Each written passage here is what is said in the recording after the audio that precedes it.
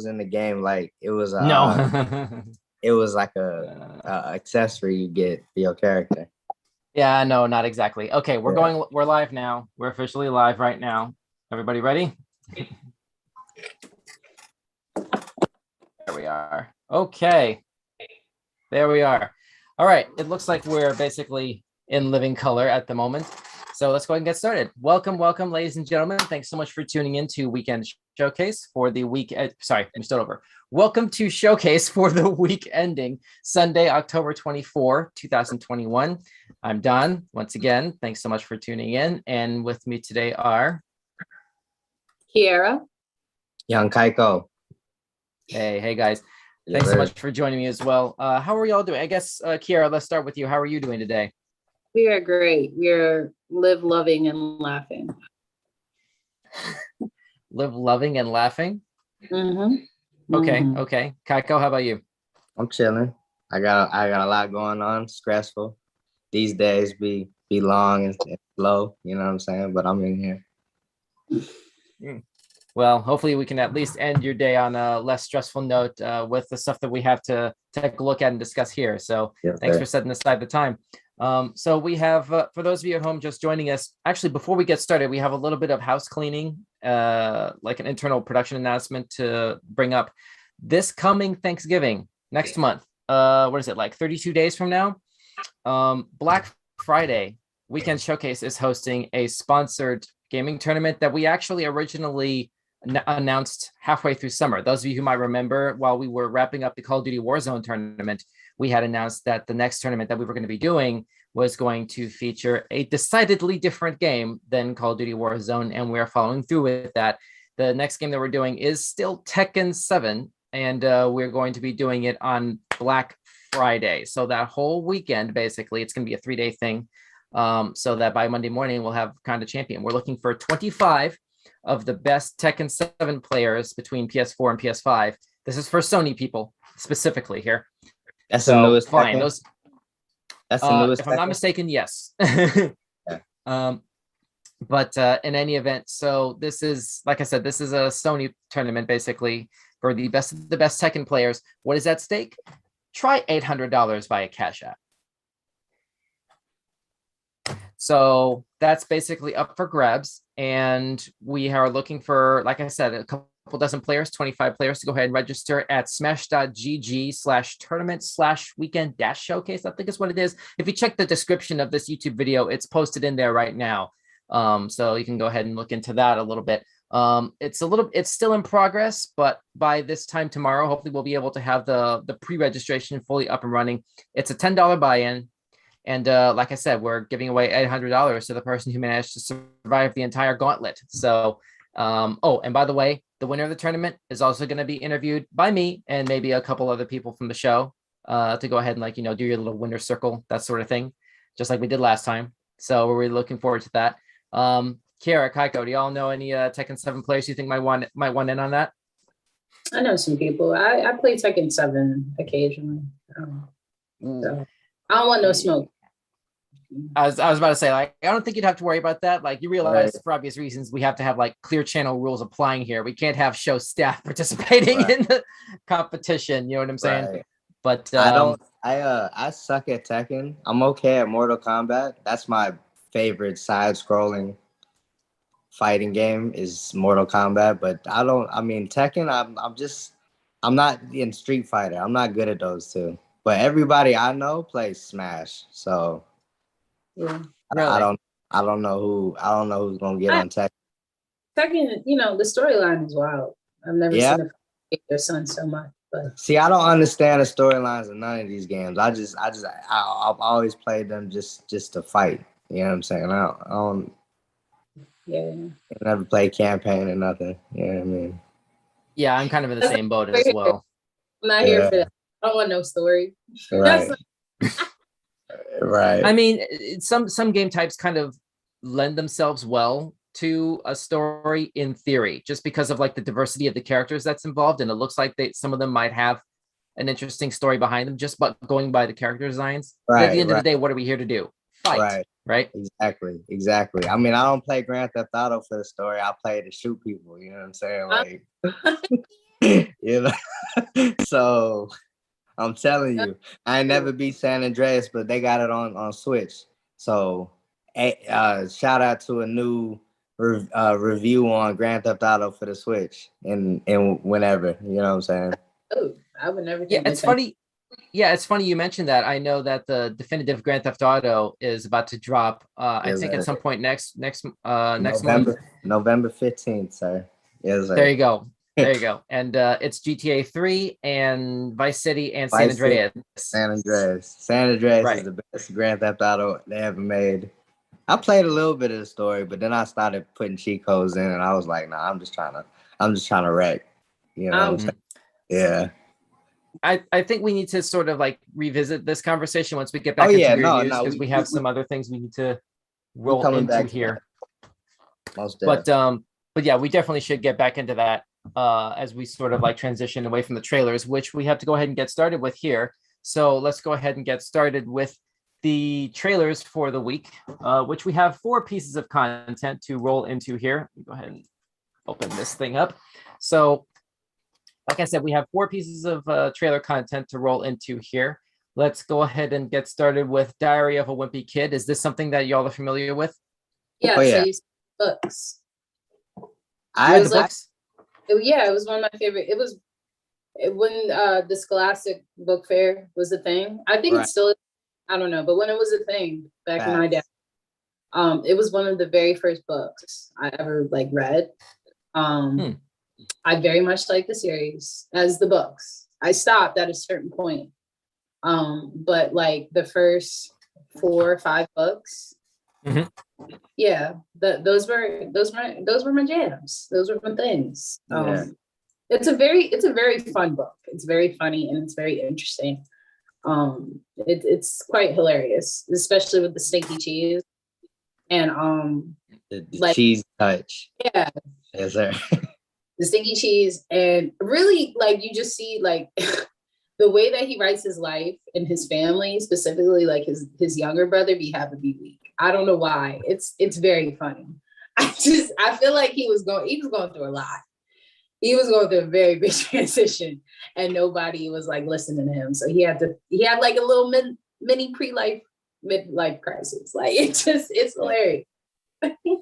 I mean, you know, we all have points, especially during our growing up years, where like it gets a little bit too much, and every so often, you know, it's good to have some sort of a creative outlet, you know, to sort of like help decompress, or at the very least make sense of what you're going through, especially when you're a kid and not a lot of things are accessible to you as far as ways to sort of help gain some sense of control over your life at that delicate stage. Kaiko, what about yourself? I've never finished one of these books. Never finished it, but I love it. It's I've seen the other movies. That man said he got the cheese touch. That's a funny cheese touch. That's what he said. A little Indian boy. He said he got the cheese touch. He said if you touch it, you die or something. You touch. There's some cheese that was stuck to the concrete, and they were like. Is that the one it's in? Is that the one it's in? Which one is it in? The cheese. I think it's in the I think it's in the very first book. Yeah. But like, I love that we've turned this into. We haven't even started the trailer yet, and it's already. Go ahead. The way like he writes his friend, and this is like his family. Yeah. It's hilarious. It's like the most good stuff. Yeah, it's good stuff. It's a very genuinely good series. I recommend children read this. I do. Right. And in terms of the adaptations, I'm trying to remember, were there 3 or 4 live action movies? I want to say there were 3. It was the first one, and then Roderick Rules, and then Dog Days, I think, was the third one, right? I only seen 2, so I don't even know. It was 3 that they did, and then the writer I saw, he continued writing the books.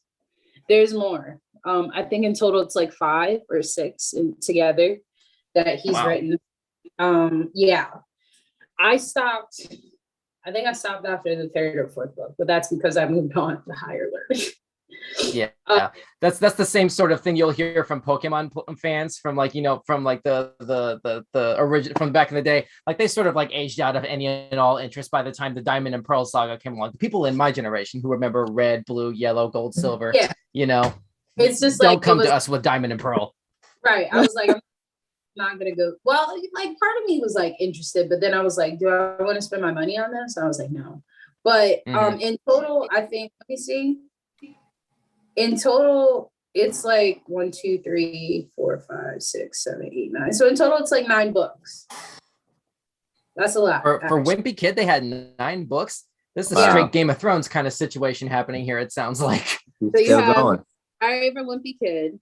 You have Roderick Rules. You have The Ugly Truth, Dog Days, Old School, The Long Haul, Hard Luck, The Last Straw, Cabin Fever, Third Wheel, Double Down, and then a do-it-yourself book.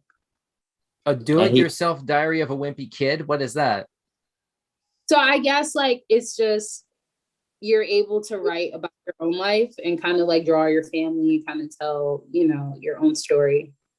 And then there's another one called The Meltdown. Jesus Lord. And The Wrecking Ball. How many of it? Oh my God. And this is all in the same year because he's the same age in every one of these books. There's a Deep Getaway and The Big Shot. And then they got the Awesome Friendly Kid. They got Rowley's Journal. This is too much. Okay. We need to get back on track here. We haven't even seen the trailer for this latest adaptation here. Like if I remember right, I think Fox did the live action things, but this is an animated series that's going straight to Disney Plus. So I guess that's another side effect of Disney acquiring 20th Century. Wow. No, I'm saying this is a series. This ain't a movie. This whole series they talking about. If I'm not mistaken, this is a series, but I could be mistaken. I have not pre-screened this trailer. I've not pre-screened most of these, but let's go ahead and get started here. This is the first trailer for the Disney Plus original Diary of a Wimpy Kid. Let's take a look. Get into it. First of all, this is a journal, not a diary. Tomorrow is the first day of middle school. But luckily, I'm not alone in this middle school thing. I've got my best friend, Riley. Here's what you need to know. Watch where you sit on the first day of school. Don't use the bathroom on the second floor. And finally, don't get the cheese touch. Because if you do, you might as well be dead. Thank you, Roderick, for that wonderful pep talk. We're out of our league here. Maybe my mom can homeschool me.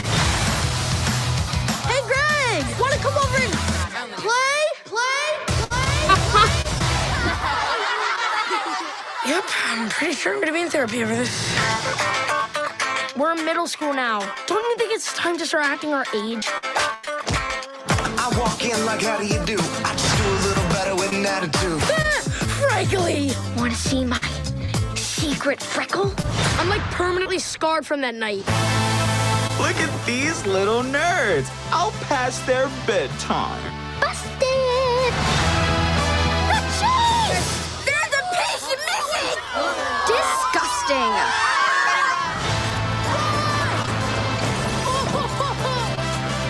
Zoe mama! One day I'm gonna be rich and famous. But for now, I'm stuck in middle school, surrounded by morons. If you just stick with me, everything will be fine. Oh, sorry. I thought you were teenagers. Are you all right? You're all right. Wow. Okay, One day I'm gonna be rich and famous. But for now, I'm stuck in middle school, surrounded by morons. Okay, sorry, here we go.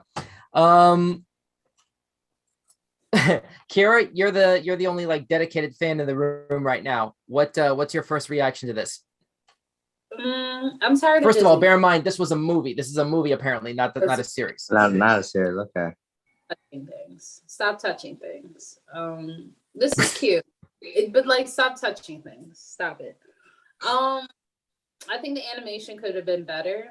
Disney has like, you're a multi-billion-dollar company. I expect more from you with animation. I do, but I think it's cute. It'll be fine. I like how they stuck to the story because everything that they're talking about happens in the first book. That I do. I remember a good portion of it. They stuck to what was written, so that's cool. But I think it'll be fine. I was at the beginning. I was like, I don't like the animation because I think I was seeing what you were seeing, but as it ended, I was like, nah, I get the style of this animation. It's new. I was like, I know I do like it. It's good. It's good. They did a good job. I mean, I see what you're saying. Multi-billion-dollar company. They could. I see what you're saying. I definitely see what you're saying. But it looked like. I just feel like because it's Pixar, Right, it's like, right.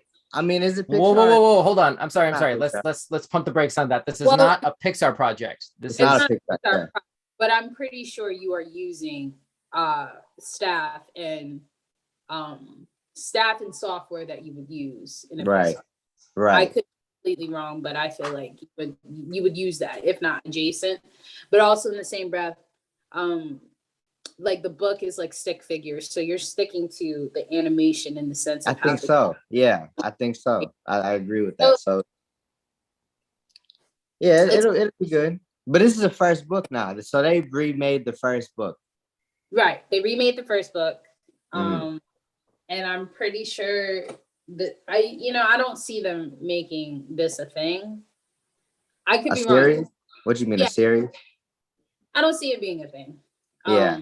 Because it's a lot. It's a lot of story. It's a lot. But it's Disney, and they have time. But now, was Disney the original owner of this book, or did they just buy his book? They bought his book. So here's some information. Here's some information to partially answer that question you just asked, Heiko. This is from the franchise's entry on Wikipedia. So bear with me on this. Like this, grain of salt. We know how to treat Wikipedia sourcing, but this is just to like have a place to start with answering these questions. Jeff Kinney the creator of this franchise. Jeff Kinney has announced the possibility for an animated film to be based on Diary of a Wimpy Kid, Cabin Fever, as the next installment. In an interview for the latest book, Hard Luck, Jeff Kinney stated he was working with Fox on a half-hour special of Cabin Fever, which was to be aired in late 2014. But as of 2019, no updates on the special have been announced. In August 2018, the CEO of 20th Century Fox, Stacey Snider, announced that a fully animated series based on Diary of a Wimpy Kid was in development. On August 2019, after 21st Century was acquired by Disney, the project was confirmed to be still in development for Disney Plus. That's this. In December 2020, the project was confirmed to have been redeveloped as an animated film. The movie will be a re-adaptation of the first book. Yep. There's no mention in here about like the animation studios that are going to be involved here. Unfortunately, let me see. I see something here about, 20th Century Studios, 20th Century Animation. They seem to be involved here. Let me see. 20th Century Animation, Color Force, Bardell Entertainment. I've never heard of them either. So there's three other studios. 20th Century Animation, something called Color Force, and something called Bardell Entertainment, I guess, we're involved here. And Color Force, it looks like we're involved in all of the other movies, the live action movies. And there were 4, by the way. I forgot about The Long Haul, the 4th live action Diary of a Wimpy Kid. Okay. So there's that. But this new one, I guess that explains the look of these characters. I mean, you talk about the animation, like my first reaction to this is, okay, Peanuts movie. Yeah. Basically. Like that's right where my mind basically went in terms of this. Because like y'all said, this is very faithful to the character designs, and it's sort of treating everything in treating those decidedly 2D character designs in sort of a 3D expression of what they would be in 3 dimensions, which I think Peanuts movie did really, really well. Right. Rest in peace, Blue Sky, because after the 21st Century got acquired, Blue Sky kind of went under. After Spies in Disguise, that studio completely fell apart, unfortunately. But so I don't think we'll ever get another Ice Age movie tier. But it is what it is. But anyway, I'm intrigued to see what they wind up doing with this. But I'm really curious to see like what the reception to this, especially from fans like Kiara, because like if this and younger, I should say, right? Because there's clearly enough source material to Game of Thrones this thing and really kind of stretch out at the very least another trilogy. If the live action movies can be stretched to 4, right? I mean, and especially if things are going direct to streaming now, if Disney Plus is going to be the home of this franchise now, right? Theoretically, the sky's the limit. Theoretically, right? Especially now that everything's in animation, you don't have to worry about the actors aging up out of their roles anymore. Right. So, I mean, you still for voice acting to a degree. To a significantly lesser degree than in live action, though. Would you agree with that? I do. I mean, I do, but like also like voice acting, it has its toll. Yeah. And, it's hard to find. Well, it is, but that depends on the direction. But it's hard to find another voice actor that can do the original. I'm not saying by any stretch of the imagination that animation voice acting is easier than live action acting. That's like, I'm just trying to make the point that like, okay, in general, we can expect the actors to be consistent in general, like in terms of how their portrayal of their respective characters is carried out in animation, as opposed to a live action context where you need to worry about like that type of continuity. Before we had started this trailer, y'all were making a comment about how many, Kira, I think you brought this up, how many books there were in the series, and how they kind of seem to take place in a really condensed period of time because nobody ages, you know? Yeah, I mean, from what I'm seeing, it's just different perspectives that would happen throughout the family. So like the last one is about the dad getting an inheritance and their house is like gets broken down or something. So they have to like do like home improvement or something. I don't know. So that could be a sitcom. Oh wait, Tim Allen did that already. He did it. I was just saying that all 9 books happened in the same year because they the same age throughout all the series. That's what I was saying. I mean, if Maggie Simpson can be a 34-year-old baby, right? You know, right? So, it's like exactly. So just saying, technically older if you count the Tracy Ullman days, but that's another conversation. So it looks like this is coming out on Disney Plus December 3rd. So are we looking forward to this, Kira? I mean, I'm a Redbox it. I'll watch it. I don't think this is going to Redbox. It's going straight to Disney Plus. Oh, okay. I'll watch it if I'm with a child and they want to watch it. Okay. No, I'm gonna watch it. I'll watch it with my mom. She likes movies like this. You know what I'm saying? She loves movies like this. I'll watch her. I'm a movie like this. Yeah. So. You're right. Okay. Yeah. Okay. All right. I'm hesitant for this. I was never really into this franchise. I'm gonna say a tentative pass from me on this, just because I wasn't really into this, but I'm aware of like how successful this franchise is and how much it means to a lot of people. So it's especially again before I think this was brought up in the section before we started this stream. Kara, you brought up there's a do-it-yourself version of this series where you can sort of write yourself into it. Yes. So there's a level of relatability and a sort of identifiability that this franchise, as far as the books are concerned, offers in a way that, you know, freaking Harry Potter could never really touch, you know, Hunger Games could never really touch, you know, all these young adult franchises that get adapted, the Divergent franchise could never touch, you know, but it pretty much is what it is. Whoa, Kai, you still with us? It said low power mode. That's what happened. Oh geez, you got to plug that junk in, man. Yeah. Actually, I need to. I mean, you know what I'm saying? Yeah. Excuse my get up. Excuse that get up. Hey, is that do you live at Uncle Phil's house? What is that? In West Philadelphia, born and raised on the playgrounds. All right, I'll stop. Oh man. Anyway.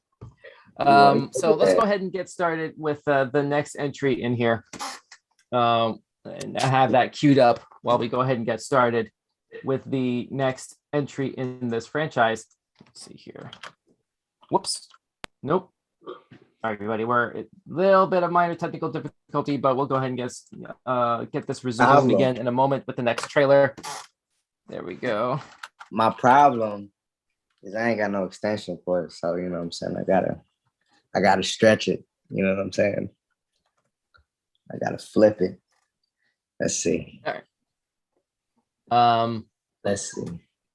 I'm still amused by the fact that your tablet just automatically follows you around like that. Oh yeah, you know what I'm saying? This is crazy. This is crazy stuff. This is new technology. Wonderful. Nice.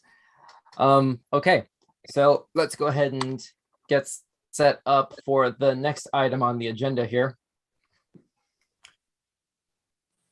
which when Kaiko gets back, I guess we'll go ahead and roll right into that.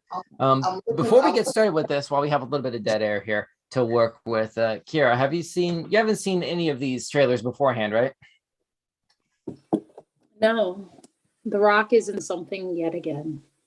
I know, no surprise, right? That man is unstoppable. He raps now, and I'm just like, sir. I saw that. What do you buy that at all? No, Dwayne Johnson as a rapper? I think he reminds me of Shaquille O'Neal. Like, he is just really out here doing, whatever interests, him. And I didn't listen to the song. They said that he sounded real angry rapping. But I think it's cool. I think he's just, he's a very fluent man. Like I keep forgetting, like, once upon a time, like, he was a wrestler.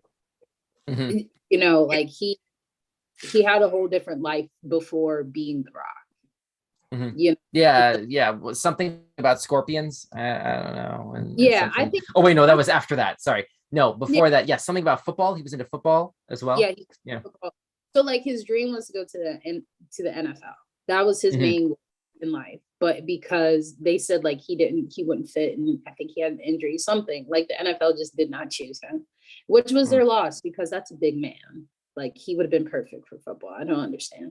Anyway, but I like how like he has redirected his life towards his own decisions. Like he really did that. Like he went from sports to wrestling, to acting, to now like just doing whatever he wants. Like I stand. I do. You stand. I do. Because that's like awesome. Like you're just out here doing what you want. Like Shaquille O'Neal. Like he DJs. I didn't know he did that. My friend went to a concert and he was DJing like house party music. I was like, what? That man, I was like, shoot, like whatever. I love it. No. Honestly, that sounds like something that belongs in our weird news segment, quite frankly. Like Shaq, DJ, like DJ Shaq, or like what was his handle? Like DJ Buckets, is that what that is? Or DJ Free Throw Fail? I don't know. No, I'm kidding. No, that's no. Don't come at me. Yeah, he DJs. He does like skateboarding. Like this man, he just be out here like living his best life. I love it. That's fair. That's much respect for that though. For real though, much respect for that. Yeah, anytime you can actually like set up your brand in such a way that people know who you are, people rely on your consistency of how well you're able to do what you do, and what you really bring to the table in basically anything that you're involved in. The same can be said with Dwayne Johnson. Clearly, that's a true sign that you've pretty much made it professionally speaking. All right. So Kaiko, you ready to roll? Yeah, I'm on here, so you know what I'm saying. Cool. I have some difficulties going on, but we got it. Yeah. Okay, cool. Hey, why don't we go ahead and skip around a little bit since we're on the topic of Dwayne Johnson? Why don't we just go ahead and do his thing right here before, and then we'll go back into the other two. I was going to originally kind of do everything in this sequence here, but since we're on this tip, let's try and use that as a segue. So, all right, here's something called Red Notice. This is a Netflix movie, probably going to be out really, really soon, if not already, by the time this streams, excuse me. So, all right, here's Red Notice. Nolan Booth, the second most wanted art thief in the world. Special Agent John Hartley, FBI. Hi, guys. How'd you find me? You stole William Strang's Lady with the Red Hat from the tape. You can't prove that was me. I got that on Etsy. I want you to help me catch the most wanted art thief in the world, the Bishop. Hello, boys. It's so nice to finally meet you in person. She set me up. frame me. A few clever keystrokes and poof. Goodbye, Adrian John Hartley. She's gonna steal Cleopatra's eggs. They're priceless. If we catch her together, I can clear my name, and I'll help you become the #1 thief in the world again. Lift with your neck. Even if I did partner up with you, you still only have one brain. What's your plan, son of a...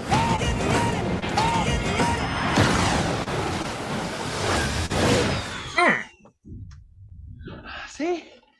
Easy peasy. My, oh my, oh my. You have to be the two dumbest men on the planet. You look awful. Mm. Am I wrong? 'Cause I'm gonna get it on till I die.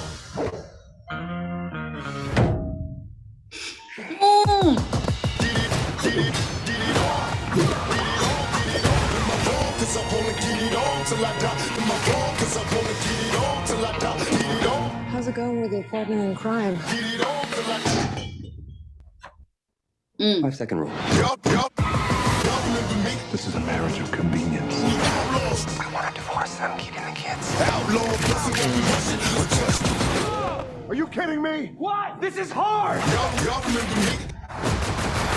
Only wish to breathe, I explode to a million seeds. Y'all remember me? Try to beat me. That's the idea. Ask me, but never ask me to live a lie. Am I wrong? 'Cause I wanna get it on till I die. Are you not entertained? Y'all remember me? There's one last thing you should know. Am I wrong? 'Cause I wanna get it on. Get it on till I die. Trusting a thief can be dangerous. Oh, what the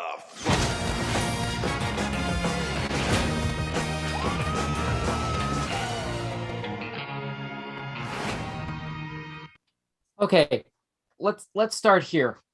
Anytime that I see this sort of dual distribution strategy where you see at the end of the trailer, like, hey, here's the release date where it's going to theaters, and then sometime after that, here's a release date when you can see it at home. You know, it's an interesting little subconscious reminder that this is how the entertainment landscape generally operates now. You know, I mean, let's just start there. What do y'all think about this in general? Like, not necessarily about this movie, but the fact that things are kind of like, there's that tight release window now where you don't even have to really go to the theater immediately anymore. I like it. Is that because of COVID? Is that why they're doing that now? Yeah. For the most part. Yeah. So because that wasn't, but you were saying that it says right now that they're doing the dual thing. Like they just now did it. I mean, a lot of different movies are doing that actually. And then you have the HBO Max example, which just says, you know, basically screw the delay, day and date. Right. So we dropping it now. Just watch it now. I love it. I do. Pretty much. I don't know if HBO Max is going to continue doing that into 22, but we know they're going to be doing that at least through the end of this year, at least through their last big release of the year, which I'm not mistaken is going to be Matrix Resurrections. I think that's the last major release on HBO Max for the year. That's going to be day and date with that with theatrical release. But you know, I've read a lot of business reports. Sorry, it's free on Netflix. I mean, in so much as Netflix itself isn't free, but yeah. No, I'm saying you have Netflix. You don't have to pay extra to watch this movie. No, it's not like no, they're not gonna. No, I was gonna say. Right. No, they just give it to you. Because Hulu does that. Hulu make you pay for extra stuff. You know what I'm saying? Yeah. Or I mean, at least they got Hulu TV, and some stuff is on Hulu TV. You gotta pay for Hulu TV. Yeah, some live TV and some movies have to be sort of, if I'm not mistaken, some movies as well have to be sort of bought into. But in general, yeah, it's generally Disney Plus is the big one that you have to come out of pocket extra for. But like none of the other outlets do that. I'm trying to remember what Paramount Plus's policy is. I have to do further research on that. Or if anybody knows offhand, feel free to say so in the comments section. We'll try to bring that up here. But but going back to what I was going to say, there's a part of me that really kind of does sort of feel a surge of empathy with, you know, theater personnel, you know, theater staff, like their jobs are kind of, being threatened, the more that big ticket items like this are being released day and date, or with the streaming window being so closely tied in near the theatrical release window. Right. That it kind of does kind of attack that business model, unfortunately. So it's hard to see that, from that perspective. And there's a part of my brain that does look at it from that perspective. At the same time, as an audience member, yeah, I'm with Kara 100%. I gotta say, but but back to this. Let me go ahead and put a bookmark in the rest of my point, because it's kind of like tied into the reactions to this. So we need to go ahead and get back on track with where we were going here. Let me go ahead and pull this up here. Okay, back to this. Kaiko, you want to go ahead and attack this first? I would watch it because, I mean, when do you usually see The Rock and Ryan Reynolds as a duo? I mean, what is that? Have they done this before? To a certain extent, to a very, very small certain extent, yes, depending on how you look at Hobbs and Shaw. No, but are you making it like a analogy right there? You're not saying they actually made a movie with these two people before. Yeah, no, I hear what you're actually asking. It's, I mean, I don't think so. I don't think they made a movie with these two being the stars of it. I mean, I don't even know if they've been in the same movie together. Really, Hobbs and Shaw. Oh no, okay, no, see, because I ain't seen that, so now I thought Hobbs and Shaw. I'm thinking about something else. I'm thinking about something completely different. So it was Hobbs and Shaw where they where Ryan and the Rock were stars. Well, if we're being honest, basically anything Ryan Reynolds is in, he's playing Ryan Reynolds. Yeah, really, like that's kind of what it is. Like, you have the far extremes of how that is, which basically I think we can all agree is Deadpool. And to a certain extent, I guess you can say Guy is now included in that now. I don't know if y'all have seen Free Guy yet. No, I have not. Yeah, it's the same sort of deal, but with like, I would say maybe 20%, 30% less wackiness and, and that sort of thing. Cause I think we can all agree Deadpool was insane, but like there's not, you don't have to have that air of just absolute self-destructive insanity for the sake of itself with Guy to the same degree that Deadpool was able to get away with it because he's Deadpool. Right. But the way that I see it, there's like two ways to look at a movie like this, at least from the standpoint of casting. There's the Fast and Furious way to look at it, which is, like I was saying, Hobbs and Shaw, like, hey, here's a secret mission that Hobbs was doing with Giselle around the time of Furious, between 5 and 6, let's say, Right. I mean, you can sort of look at it that way, or you could look at, who's this? You have a special guest over there, Kaiko? Yeah, she wanted love. She wanted love real quick. Aw, cat owner. But what was I saying? Yeah. So there's the other way to look at it, which is as a DC fan, where, okay, here's Wonder Woman and Black Adam and Green Lantern all in the same movie together. I mean, you can sort of look at it that way too. Right. So it's really hard because of how successful and distinctive all three of these people's acting styles and on and off camera personalities are, and especially given we're including Ryan Reynolds in this conversation, who to a certain degree, they're kind of one of the same, the on camera and off camera personalities.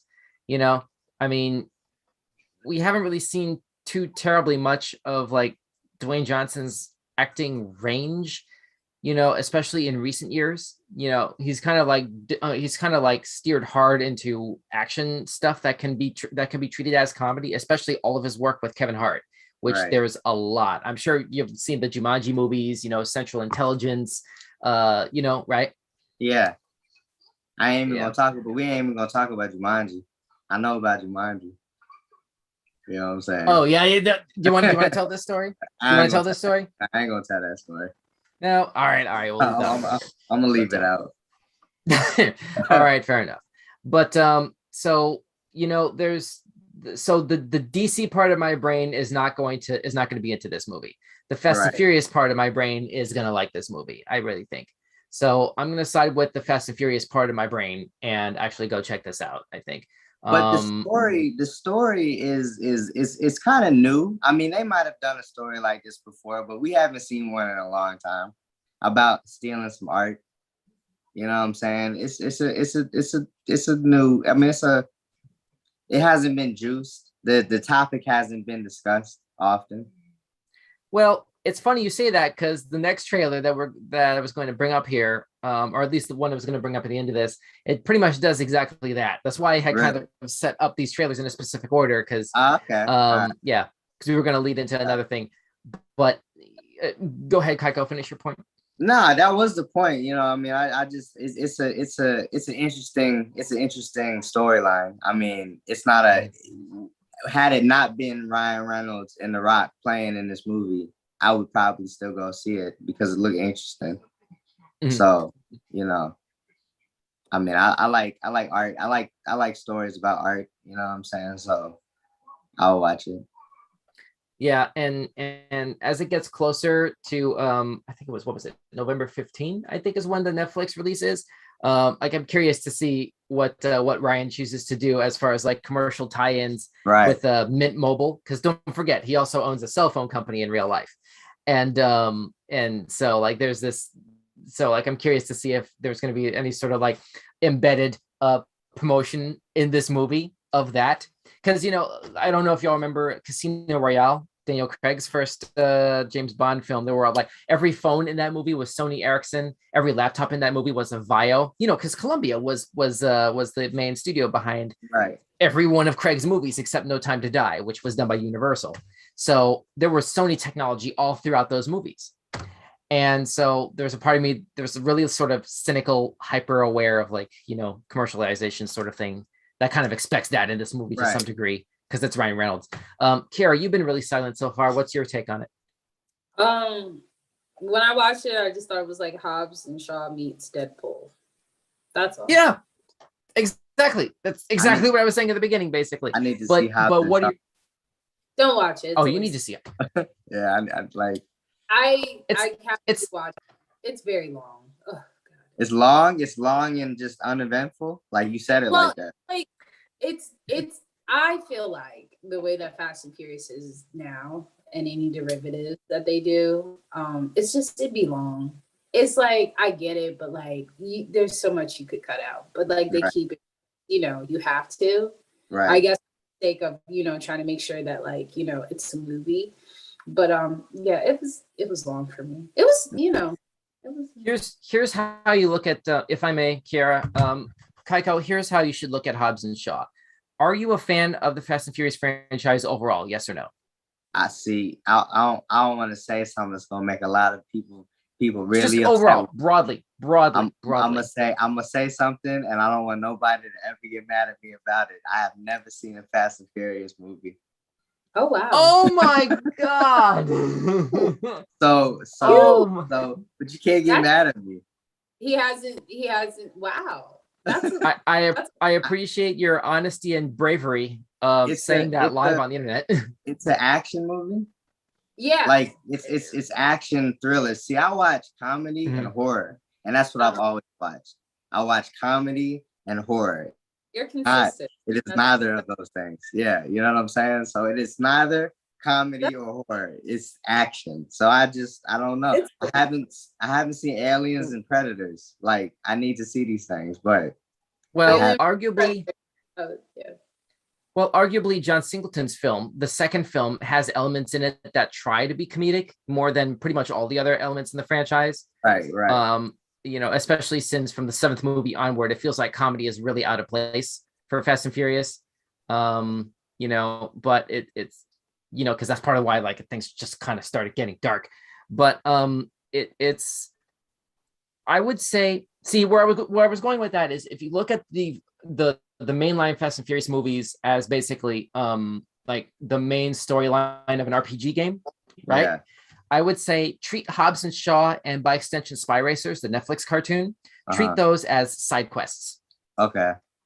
You know, you don't need them, but it's kind of cool if you like the main quest enough. You can sort of like distract yourself a little bit witut sort of like, going too far off the path. You know what I'm saying? Like Kiara, what do you think that's a fair assessment?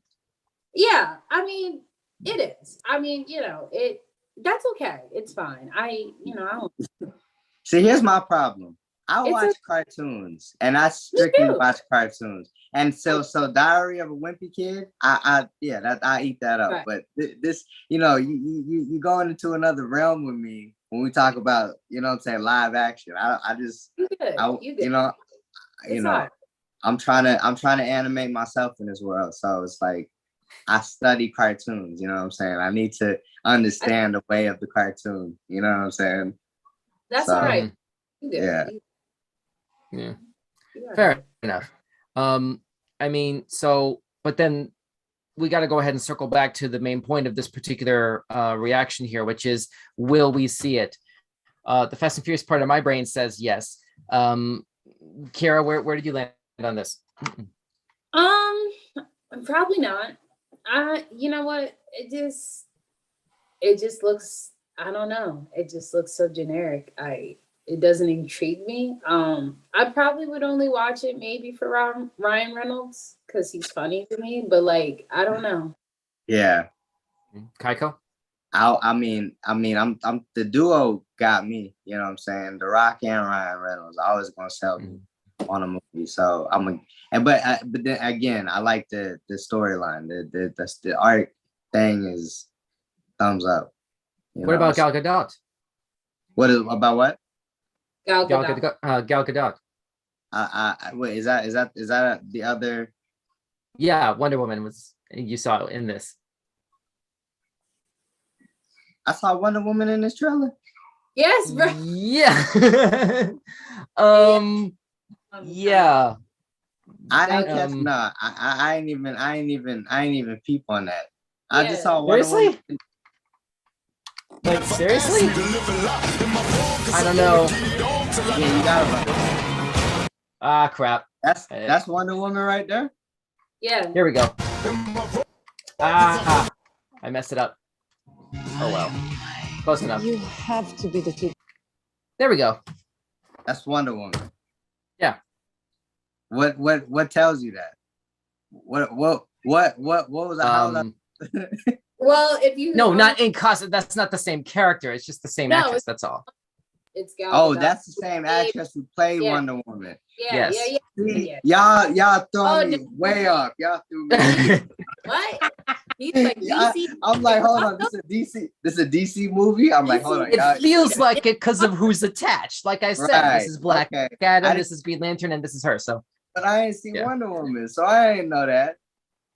I mean, it's all right. You all right? It's okay. So and then y'all said no, that's Wonder Woman. I said all right. So now they superheroes. They all superheroes. Nah, bro. Okay. So I don't know what else. That's her name. What's her name? Gal Gadot. Say it again. Gal Gadot. Yeah, she got a weird name. I tell you what. She's from Israel. Oh man. Yeah. She got a real Israeli name. I tell you that. There you go. That's how it's spelled. Gal Gadot. Yeah. That's what y'all said. That's what I said. That's what I'm reading. That's funny. Okay. That's funny. The more you know just came up on the screen. Yes, from Israel. Wait, say again, Kiara. She's from Israel. Okay. There you go. Cool. But so I guess that's a yes from you too, Kaiko, then? Yeah, I mean, you're selling it more to me. Telling me Wonder Woman in it, so there you go. All right, cool. So things were pretty much unanimous here in one sense or another. At the very least, coming to the same conclusion that Ryan Reynolds is funny and everything. So there you go. Right. Like if we're sort of establishing a baseline criteria for why to watch something. So let's go ahead and use that as a transition to the next film, sort of on the heels of something that you just said earlier, Kaiko. You made a comment about how there aren't really a whole lot of treasure hunting type movies lately. it seems, not, or at least it feels like hunting, not treasure hunting, but stealing art. That's that's stealing art. Yeah, that was the more specific phrase there. I Right. mean, okay, well, let me just go ahead and speed us into this thing here, which is the film adaptation of a very successful video game franchise that PlayStation people know all too well, called Uncharted. Is this something that either of y'all are familiar with at all? Oh yeah, like the game Uncharted. The game Uncharted, yeah. Okay, yeah. So they're making a movie off of it. I like when they do that. So I'm already. I mean, well, let's see how you feel about the casting here, because it looks like they brought in Spider-Man as Nathan Drake. Hold on. You mean new Spider-Man, Tom Holland Spider-Man? Tom Holland is Nathan Drake here, yes. Oh, I have to watch this movie. Kira, what's your stance on this? Are you familiar with this franchise at all? Uncharted? Yeah. Yeah. I have to watch. Tom Holland, I love that man. Yeah. Actors. Apparently so does Zendaya. Yeah. But anyway. I like them. There you go. Is it Zendaya? Wait, is it Zendaya or Zendaya? I honestly forgot. I'm sorry. Zendaya. Okay. Okay. All right. Keep going. I like the Uncharted series. I think it's cool. I don't know why I need a live action, but here we are. So just give me something. Go ahead. Give me something new. Okay, well, let's see what we got here. This is fresh from Sony Entertainment. Here's the first trailer for the Uncharted movie with Tom Holland. Let's take a look. No. I'm okay, all right, here we go. Yeah. All right. We're in their corner and after this their local break, agent darn is it. small business owner, too. You might as well Come go on, ahead and come on. subscribe to Red. Sorry. There we go. Later, working on it. All right. There are places out there you can't find on any map. They're not gone. They're just lost.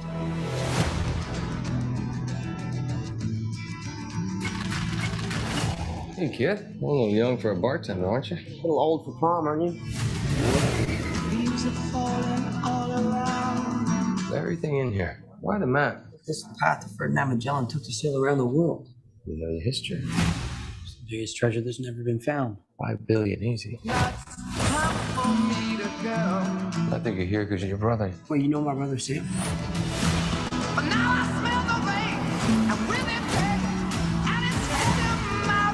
If we find that gold, we find him too. Who the hell is this? I'm a friend of Sully's. Sully doesn't have any friends. I should know him, one of them. You are a collector. Well, I dabble. I don't dabble. My family has been looking for this fortune for a very long time. So much blood. I'm pretty sure he just threatened to kill me. Don't touch your ear like that. You look like an idiot. You have no idea who you partnered with. I've been dreaming about this stuff since I was a kid. My brother Sam left one final clue.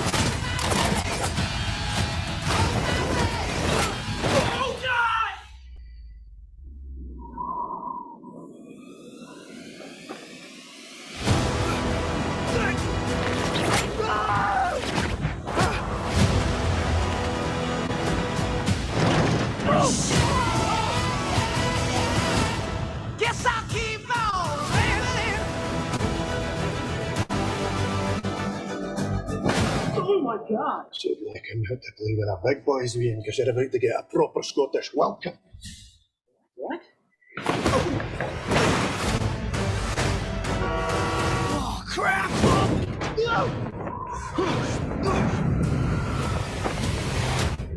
Exclusive. Okay, so this really did a serious swing for the fences as far as adapting a video game. Like there's some serious set pieces from, as I understand it. So I've seen some of. I don't own a PlayStation, but well, I have a PSP still, but that doesn't really count here. I've seen clips from the games, and there's some set pieces here that are very familiar to me, as I'm sure they would be for like fans of the games. And it looks like we have a little bit of time to wait until this is released. Kaiko, you were the most vocal about anticipating this. What's your first reaction to this? I've played every Uncharted game and have gotten nowhere in any of them because I suck at all of them. So I mean, understanding the story is taking a new perspective on me because it's a movie now. You know what I'm saying? So I get to understand it better. You know, I don't have to sit there and try to control my character. I can just watch it. You know what I mean? So it's is there any part of you gonna be like holding a controller in your hand and like, you know, like, you know what I mean? I'm gonna feel good about not having the controller in my hand while I watch this movie. You know what I'm saying? No, but I'm asking is some part of you gonna be like, you're not gonna have it in your hand, but it's like some part of you gonna be like just reflexively like muscle memory. You know I think so, because like you said, the mechanics of it, yeah, they really pinpointed what this game featured, you know. So yeah, Tom Holland and then Matt Damon. That's a guy there, right? Matt Damon. Mark Wahlberg. Mark Wahlberg. There we go. Who's Mark Damon? Who's Matt Damon? They look not the same person, but okay. But it was Mark Wahlberg, the guy from the last couple Transformers films. Mark Zuckerberg. So Mark Wahlberg. So yeah, man, I'm gonna watch it. I'm gonna watch this one. This one ain't coming out on Netflix though. No, that's gonna be a long time. Yeah. It's probably gonna be about a good 5-6 months after February when it hits theaters. By the time it actually goes to Netflix, and that's I'm saying, they just taking it. They just putting it in theaters. They're not doing nothing else. Correct. Yeah, and that's because Columbia Sony is the only one of the major film studios without some sort of a streaming service of their own. You know, because Warner Brothers has HBO Max, Disney has Disney Plus, Viacom has Paramount Plus, and Universal has Peacock. Columbia doesn't have anything. So it's like, yeah, and Fox has Disney Plus because they were acquired. So it's like, yeah. I mean, it's unless of course Columbia is like working on something on their own, or Sony is sort of working on something on their own to sort of, you know, to sort of, I guess, force Netflix to be even more independent, you know, because I mean, at that point, I guess why not? You know, everybody else already has something. You know, what is Sony going to do? Keep getting, you know, like, what does Sony gain by continuing to let their stuff be distributed out, you know, in manners that are not necessarily 100% in-house is the larger question. You know, like if you can make more money by licensing to a streaming outlet like Netflix or Hulu versus delivering your content directly to fans on a subscription model, you know, like there's a larger conversation as to whether or not that's even necessary, because like we've hit a serious kind of oversaturation point with the market, you know, because there's so many of these streaming services. Like I said, it's like, do we really even need this many? Like, long gone are the days where we only needed to worry about 1 or 2 subscription services. If you want movies, get Netflix. If you want TV shows, get Hulu. Now all of a sudden it's like there's all these different streaming platforms, and all of which are on some sort of a subscription model, model. You spend about $100 every month. Yeah, it's like, good Lord. I mean, it's great in terms of content, in terms of like diversity of content. Right. But oh, my poor wallet. Kira, what are your thoughts? Yeah. I'm sorry? No, what she's saying. I think it's a great avenue. Like, I hate to be devil's advocate, right?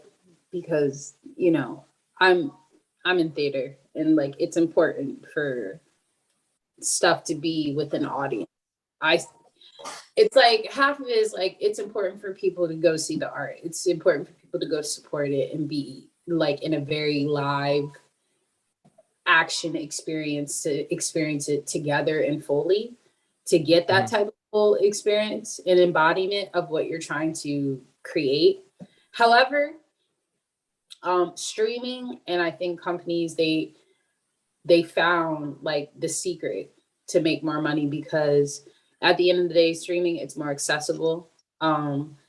Movie ticket prices, like, people don't want to pay that. And the fact that you have to pay for food, the convenience of, you know, sitting and watching trailers and all of that. I mean, that's part of the experience, but like for some people, they just don't want to do that.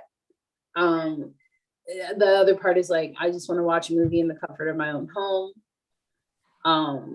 And you know, with streaming, it's more appealing because you have time to watch it whenever you want to, and you don't have to plan it out for it to be a thing in order to go see it. So I get both sides. At the end of the day, money is still being made. I mean, so like, does it really matter? I'm not entirely sure, especially at least in the sense of movies. I don't think it really matters because PR is different though. And like, I've seen a lot of actors who I follow, the way that you should do PR and interviews, like nobody's doing, like I remember like Transformers, right? Was it the first or second one that came out? I remember like that was like a big PR thing to like do release parties and early, you know, viewing parties, and like nobody's doing that anymore. Nobody cares to do that anymore because of streaming. I don't want that. Just also because of COVID and you know, that sort of thing. So yeah, but like I'm, you know, it just, I get both sides. I do. So I mean, I feel like it would be a convenience to stream all films, but see, then people are going to get greedy, and more companies are going to release streaming platforms. And Don, like how you said, like that's a lot of money. It's quite a bit. That's why, like, you know, for the most part, a lot of people don't do cable anymore. It's just streaming. Why would I need to watch live TV if I'm literally, if you add like Netflix, Hulu, Apple TV alone, not even aside from everything else, that alone is a cable bill. So, you know, and now that like Wi-Fi, or the fact that like, even with my PlayStation 5, like I use my PlayStation 5 more to watch other stuff than play video games. Like I still use it to play video games, but like people use their PlayStations, or for Don, even now, what you're doing with your Xbox, like you use it for more than, you know, the basic standard, which is, way you more. know, Way more. Right. What you're supposed to do. And that's what makes it, you know, cool and convenient. So, you know. That's what I was gonna say before you said what you were saying. That people don't need, like, I mean, you probably do need cable. You need to get rid of all these subscriptions and just get cable. You know what I'm saying? Like, I mean, cable serves good for very few things, in my opinion. Very, very few things. I watch them. I mean, look, they took Cartoon Network off of cable. You got to pay for that individually. So I'm not. I mean, you're not. Whoa! Back up. Wait, Kaiko, what are you talking about? What lineup did this, and when was this? Yeah, they took Cartoon Network off Xfinity and all that, or whatever cable you got. You got to pay for it by itself monthly now. You know what I'm saying? That means they also lost Adult Swim. Xfinity took both off. Yeah. The whole thing.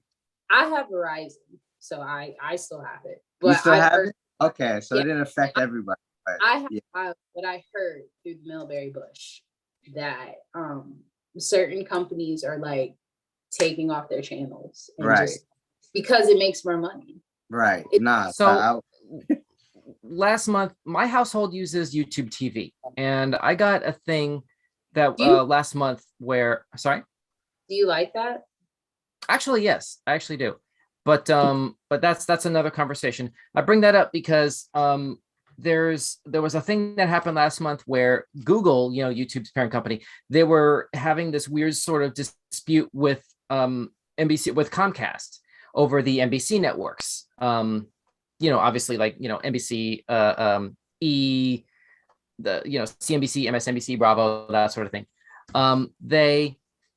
They were sort of like conflicting over licensing rights, basically, and you know, the fees. What was it? The cost.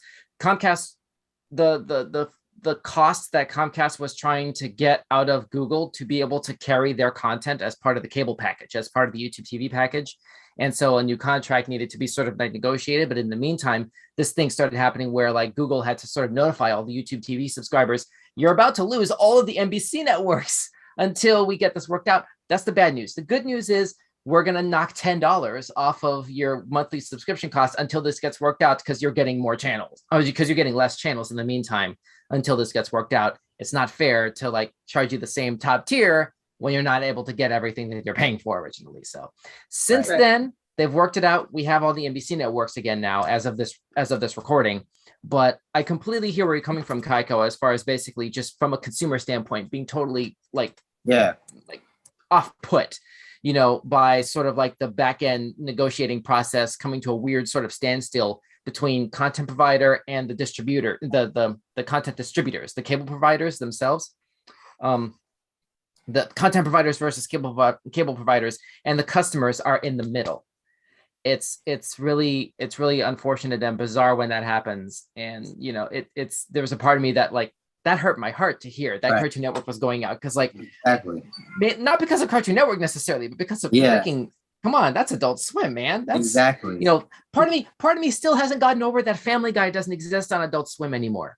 Oh, that was a big thing that happened recently. I haven't seen Cartoon. I don't have cable, so I haven't seen Cartoon Network. I mean, yeah, that was. I would have it anyway if I had cable. So never mind. You know. Well, to be fair, you know, TBS still has it, if I'm not mistaken. Freeform has Family Guy now, and one more network, I think. I'm watching right now. Shoot, I don't remember, but I think there's one other cable network that has the Family Guy reruns in syndication, but Adult Swim is no longer one of them. Wow. As of I think last month. Well, so Hulu got it, and they update. No. Live cable networks though. Live cable networks. Okay. Yeah. No, I'm saying they got it because you said reruns. They got season 20 on it now.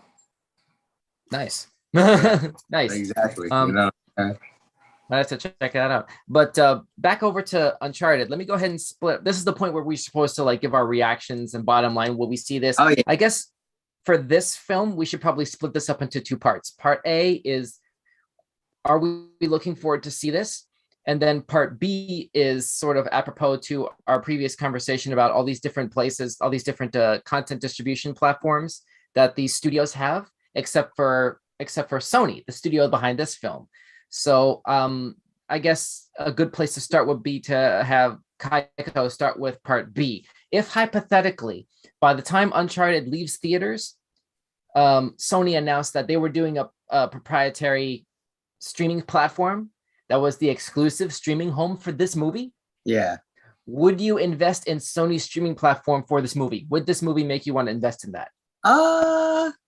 Yeah, it would. Really? I mean, and because then I'm thinking about all the other type of movies like this that's gonna be on that Sony. Because you're talking about Sony making a streaming platform. That's a lot of stuff. You know, but that's hypothetical. A lot of good stuff. Hypothetical. I know. I'm just saying that's a lot of good stuff. So I would get it. Yeah. But to watch this movie in particular, I mean, yeah, I think I would. Yeah. It's Tom Holland. Okay. Kiara? I will watch it.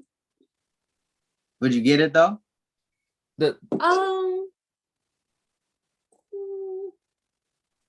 Maybe. I don't know. My commitment's not fully there. It's just an interest. Like, I'm sorry. You need to see more from this, or you're just not really the type of person to just kind of go all in. Like when I'm trying to remember when Disney Plus first came out and they were saying, hey, we're the exclusive streaming home of Avengers Endgame. Were you that dissenter who was like, nah, fam, like that sort of thing? You're not going to buy me like that.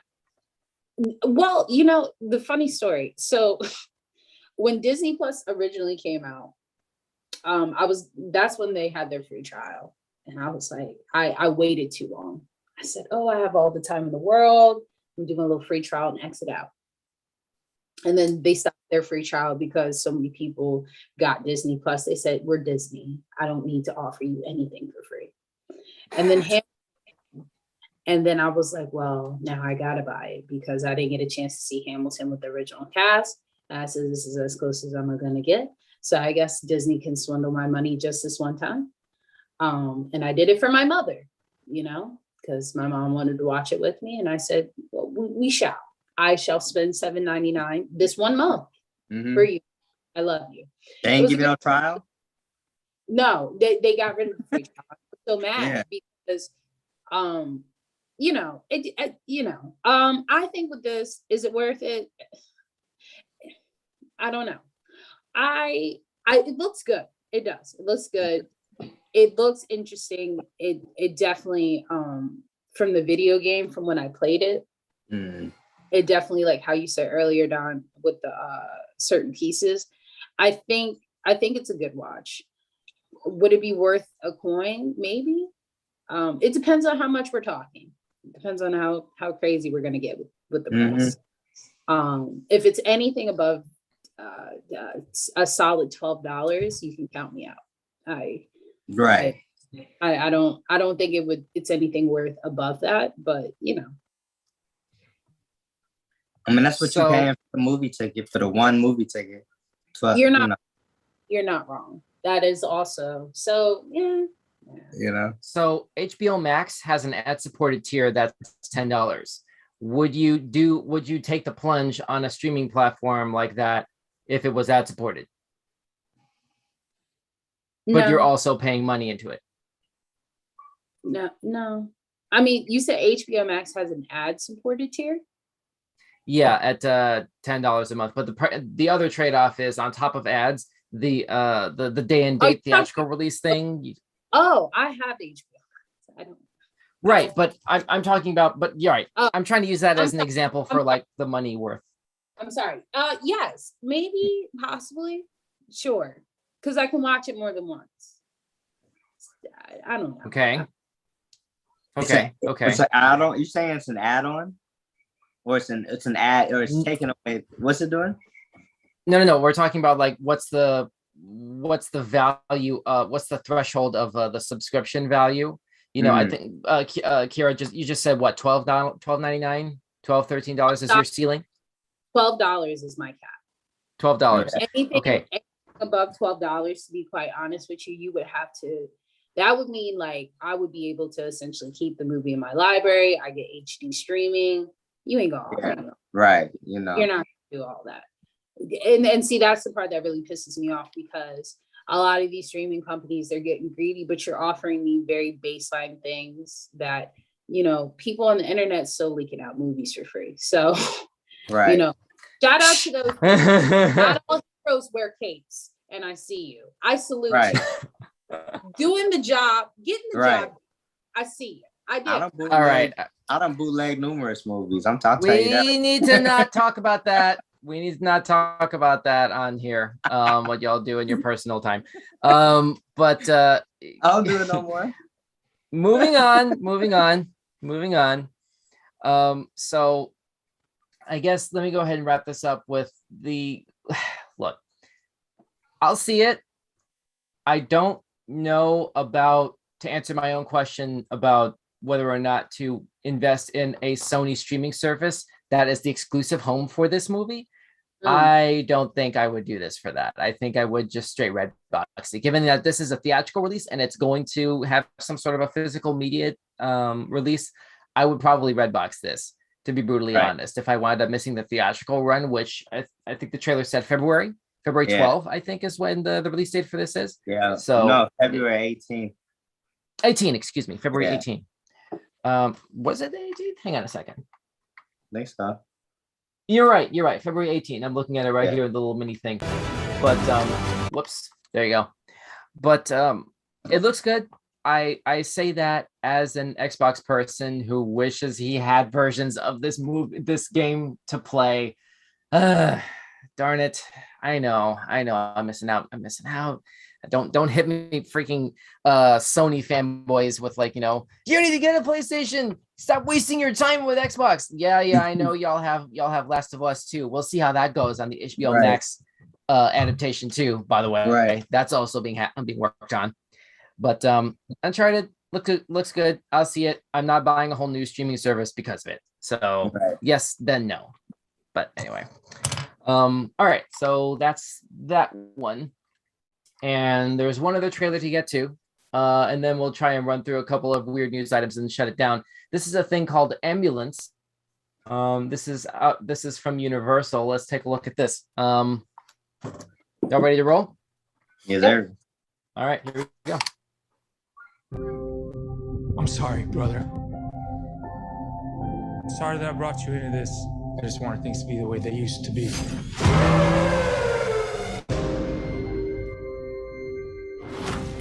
That's my brother, Will. I could use some help. My wife needs this surgery. This is real life. How's that right? You put your life down on the line for this country, you leave your family, your home. How much do you need? 231. How about more? 32 million. I need an extra man. I came to you for a loan. Look, have I ever gotten you anything that I couldn't get you out of? It's time for you to do something for your family.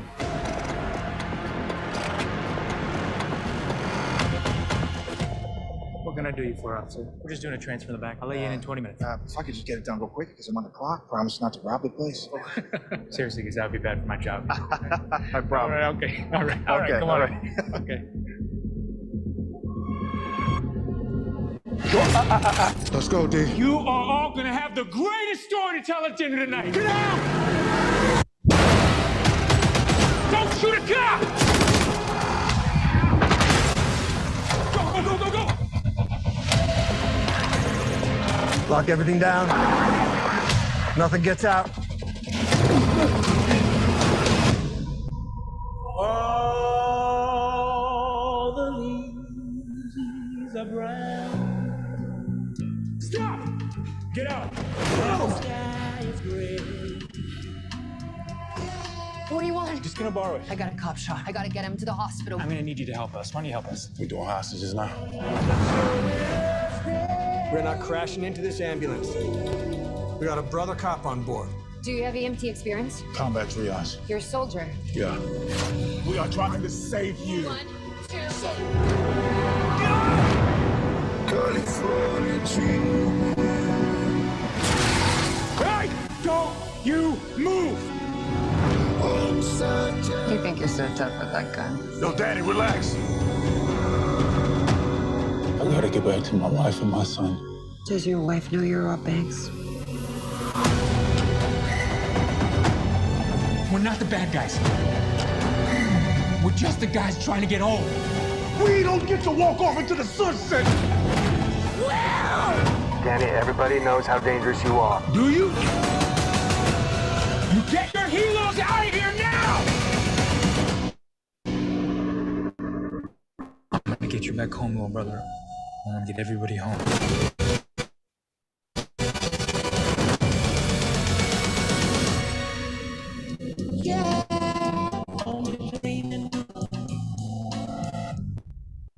That's coming out the same day. So, holy crap. Holy crap.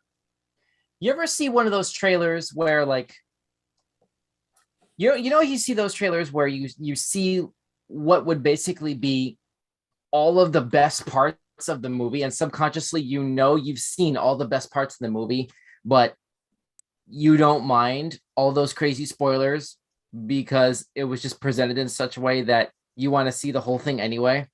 Yeah. I think this is one of those movies. At least for me, this is one of those movies. I'm gonna say right now, I'm very intrigued by this. You know, I like action thriller movies anyway, and this is very sort of like it's like a John Q on wheels sort of thing. You remember that Denzel Washington movie, John Q? Yeah, I've never seen like that. Where he takes a whole hospital hostage, right? I didn't see that one. It's actually a really good movie.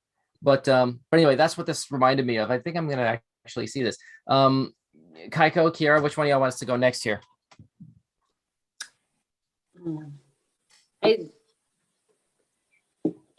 I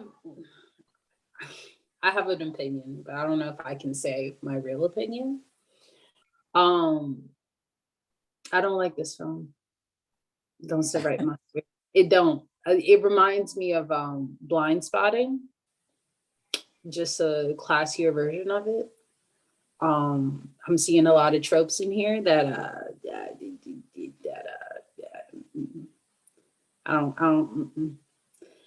it don't sit right with me.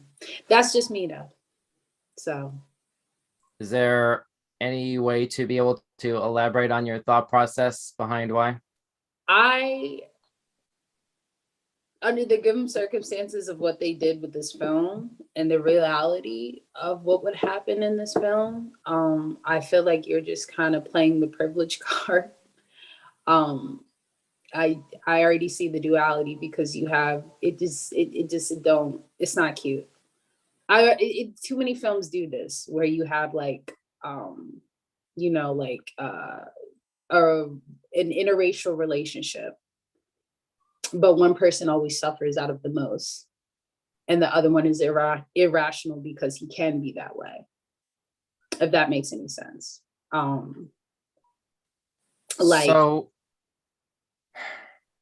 But see, don't forget, there's some sort of from the beginning of this trailer, it felt like there was sort of an implicit, like maybe an adopted sibling connection, or like a really best friend going back to early childhood sort of connection between the two protagonists. Right. Between the two guys. I get that. No, I'm not denying that. But then you have it where he's like, I'll give you money to help you. You owe me a favor. Let's rob a bank. And in a real reality of the situation, if them two rob the bank, we will all know what would happen. But because he's going off the bat, he can be crazy like that. You shoot a cop that you have to go to the ambulance for, and he's in the ambulance saying, calm down. Like, come on now. And then he's saying, like, I want to go back to my family. And you already knew that he was off the wheel. I feel like, see, this is me already jumping to a conclusion that he's end up going to die in the end. And his brother gets to walk. You think they're going to Butch and Sundance this thing? Yeah. No, most definitely. I'm serious. Like, I don't like films like that. You're because that's what would happen in the reality of the situation.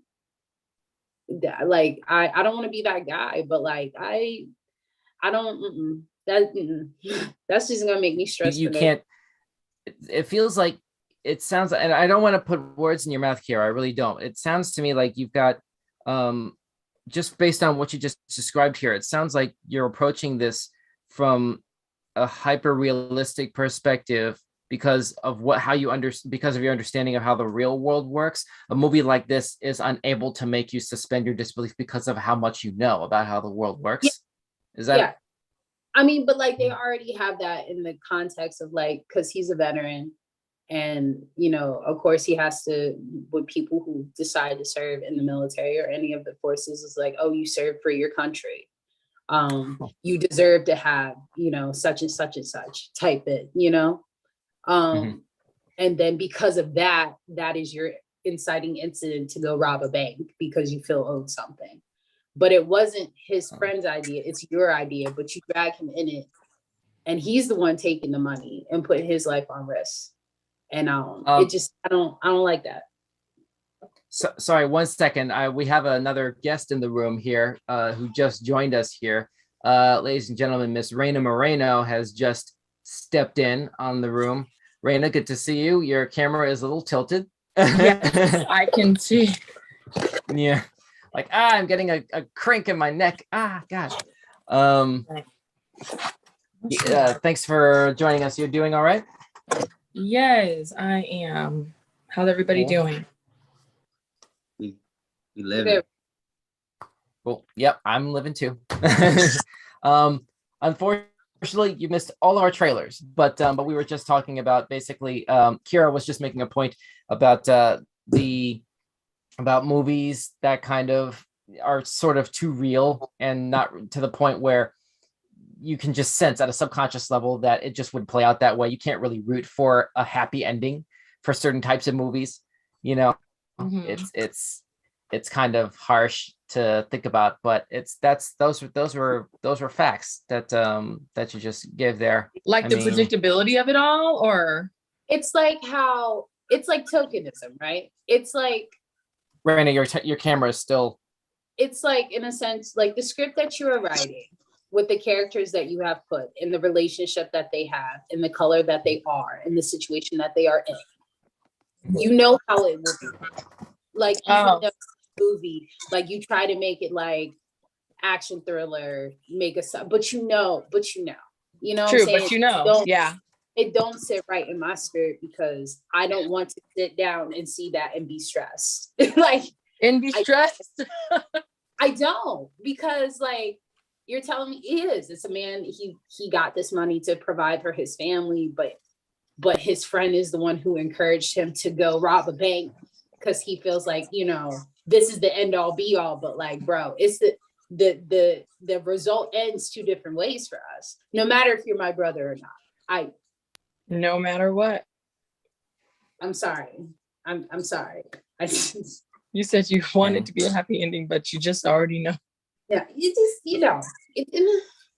but I know where this is going. Yeah. It looks much. cool though. I mean, I love me a good, special effect, a little. Michael Bay always has to blow something up, or it's not a Michael Bay film. But he does. And he's apparently discovered drones by the looks of this trailer. So there you go. He gotta blow up something, at least a bridge, a car, something. Mm-hmm. I see. You know what?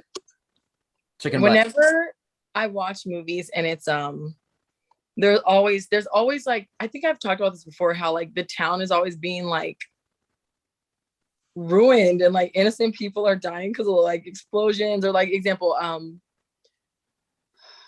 that movie called? Transformers. Yeah. And how like there's always a bunch of craziness happening, like when they're knocking down buildings and blowing up things and all the stuff. And I'm like, you're saving the town, but a lot of really innocent people just died. And who's like at what point is William Hurt gonna walk in with the Sokovia Accords to get the Autobots to sign it? Right. Because you're doing way too much collateral damage after this. Like the freeway's been broken in half. The banks are. I'm just like, what? Yeah. Whenever I see stuff like that, I'm like, what? This makes no sense. This makes no sense. And it's always to save a town, but like those scenes always crack me up. So I'm like, you guys are saving the town, but a bunch of people are like running and screaming, like eating their hot dogs. They were just at a hot dog stand, then a building goes. Just like, I don't. It goes past a certain threshold with me too. But at the end of the day, it's a movie. As long as you can sort of enjoy it as that, and you kind of run into problems if there are like sequels or a larger continuity, to have to keep track of, because at that point, as time goes on, as an audience, you're going to start really having those questions echo, like you just said, like, yeah, wait a minute, y'all got to deal with this. These third act explosive things are going to sort of stack up, at some point, and those chickens have got to come home to roost. When they do, how does that affect the psychology of this franchise going forward?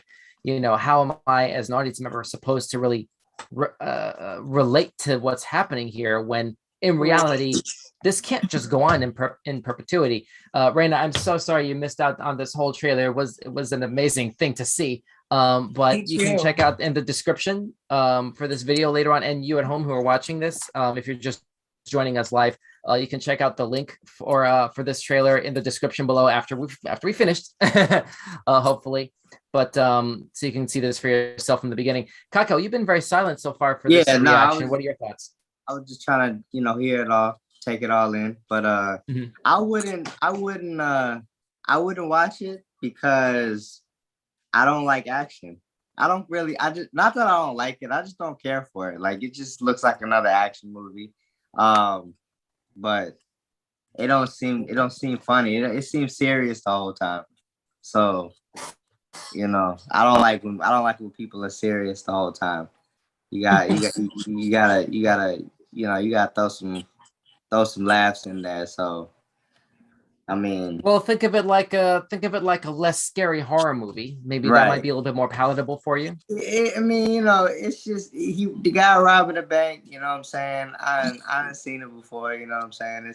But I like when stuff blows up. I love to see explosions. I mean, I like that. Do you think that this is real explosions or CGI? Now that's interesting that you put that, because there were a lot of headlines that were put out on the internet since about Friday, when that tragic accident on the set of that movie Rust down in New Mexico, where the cinematographer tragically died and the director of the film was gravely injured. The director, as I understand, has survived. He was discharged from the hospital, but that poor cinematographer, like, she had a husband, she had a son, she's gone.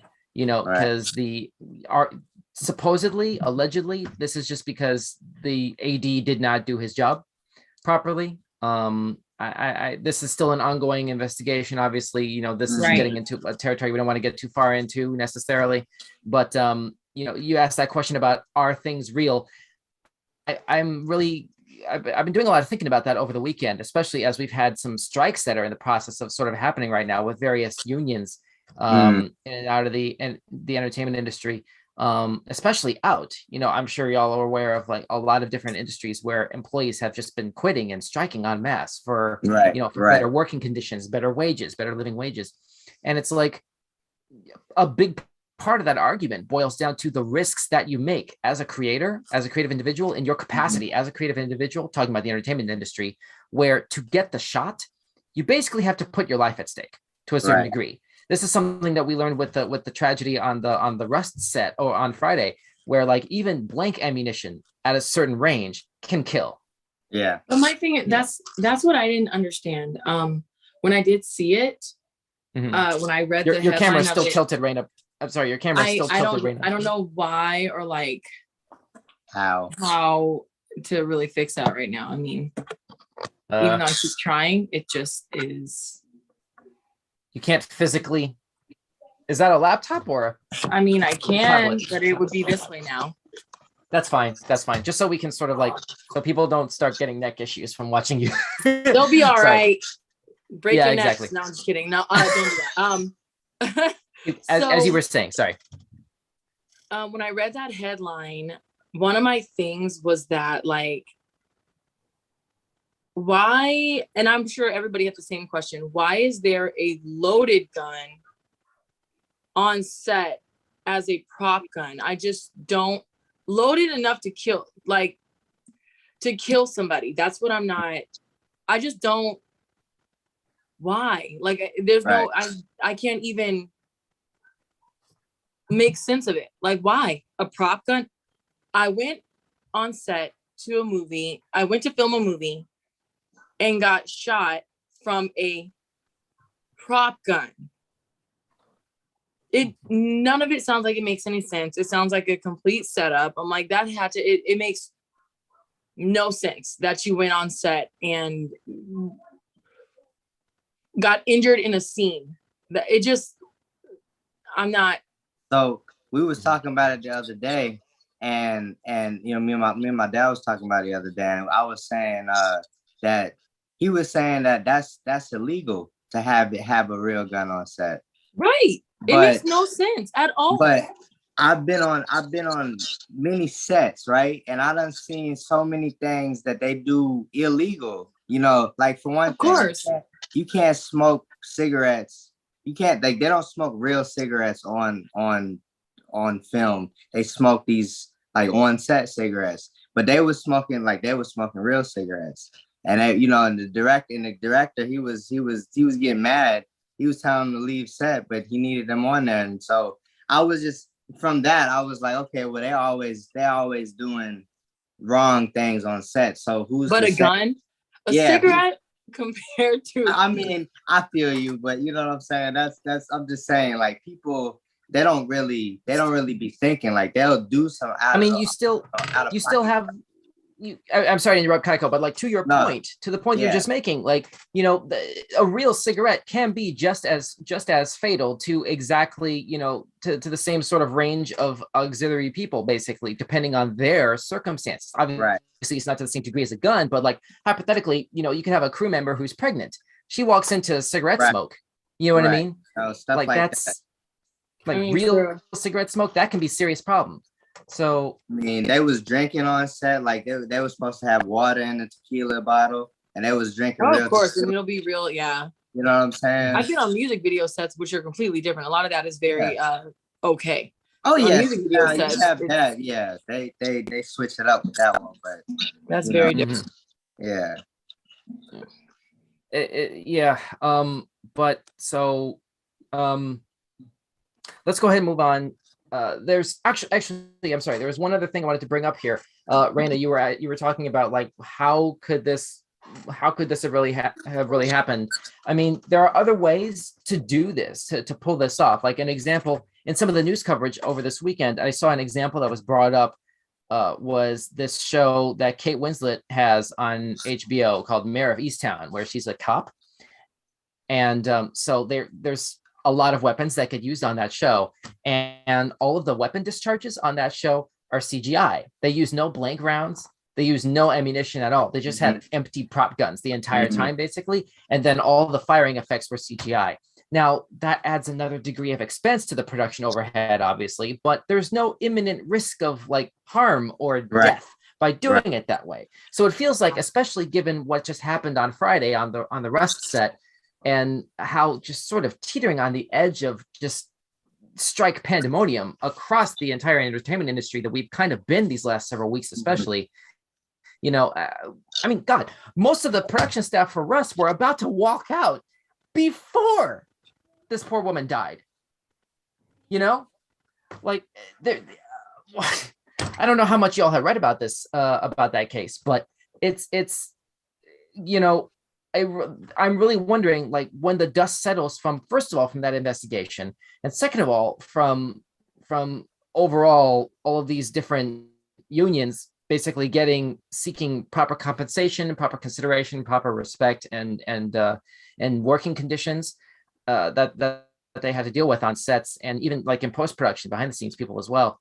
You know, how things are going to change. And it seems like this is a moment where a lot of norms that would ordinarily be done just because that's the way they were done. Like Kaiko, like you were saying, a lot of things were done on sets just because that was the way that you did it, regardless of how unsafe on paper it was. It's just whatever it takes to get the shot. Am I right? Right. Exactly.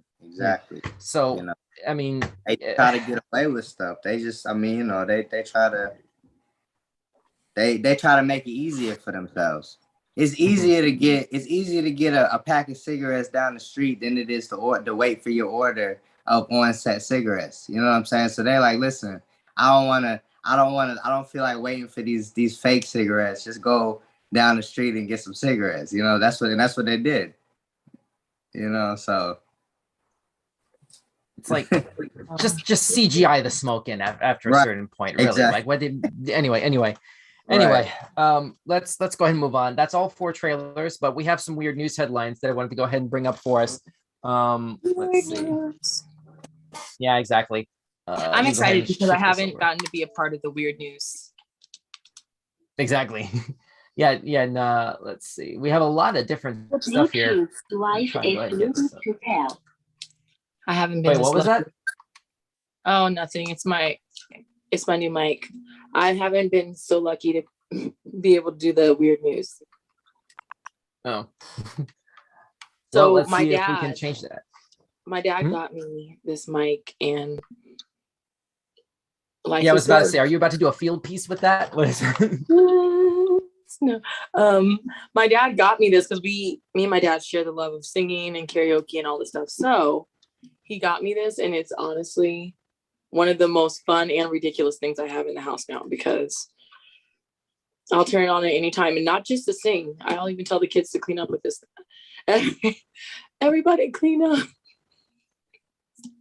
Wait, so is that paired to like a Bluetooth speaker or something? Or like, what do you? It can be. You can Bluetooth it. You can put like your phone on it. It has this little thing that you can like take out on here and like plug you can plug your phone up too. But yeah, you take this little thing out and you can hook your phone to it so that you can read the lyrics and sing. Interesting. I'm sure there's some short video potential there to be able to be worked with, but we'll come back to that at a later time. Let's see, what do we have here? 21st. Okay, here we go. Okay, we have some headlines here. Let's go ahead and get started. Let's see if we can milk this for about another maybe 20-30 minutes, depending on how this goes. So first order of business. Are you able to see this okay? Yeah, well, hold up. I gotta switch to view. Yeah. I may have to blow this up a little bit, but anyway. All right. So first topic. This is from this UK publication called The Mirror.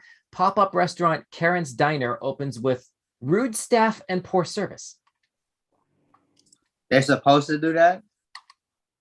I would hope not. You know, there's a restaurant where they supposed to act like jerks to you. I forgot what it's.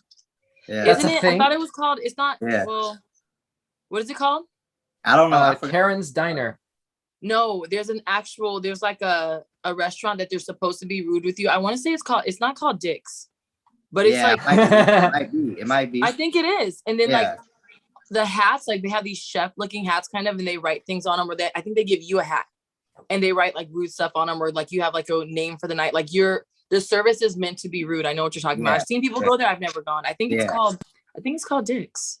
So there's this diner that used to have a lot of different locations. There used to be one in Hollywood, but I think the original one in Chicago is still active to this day. It's a diner called Ed DeBevick's, and the wait staff, the wait staff was something else. I will never forget this as long as I live. I went to the original location, to the Chicago location, when I was like 14.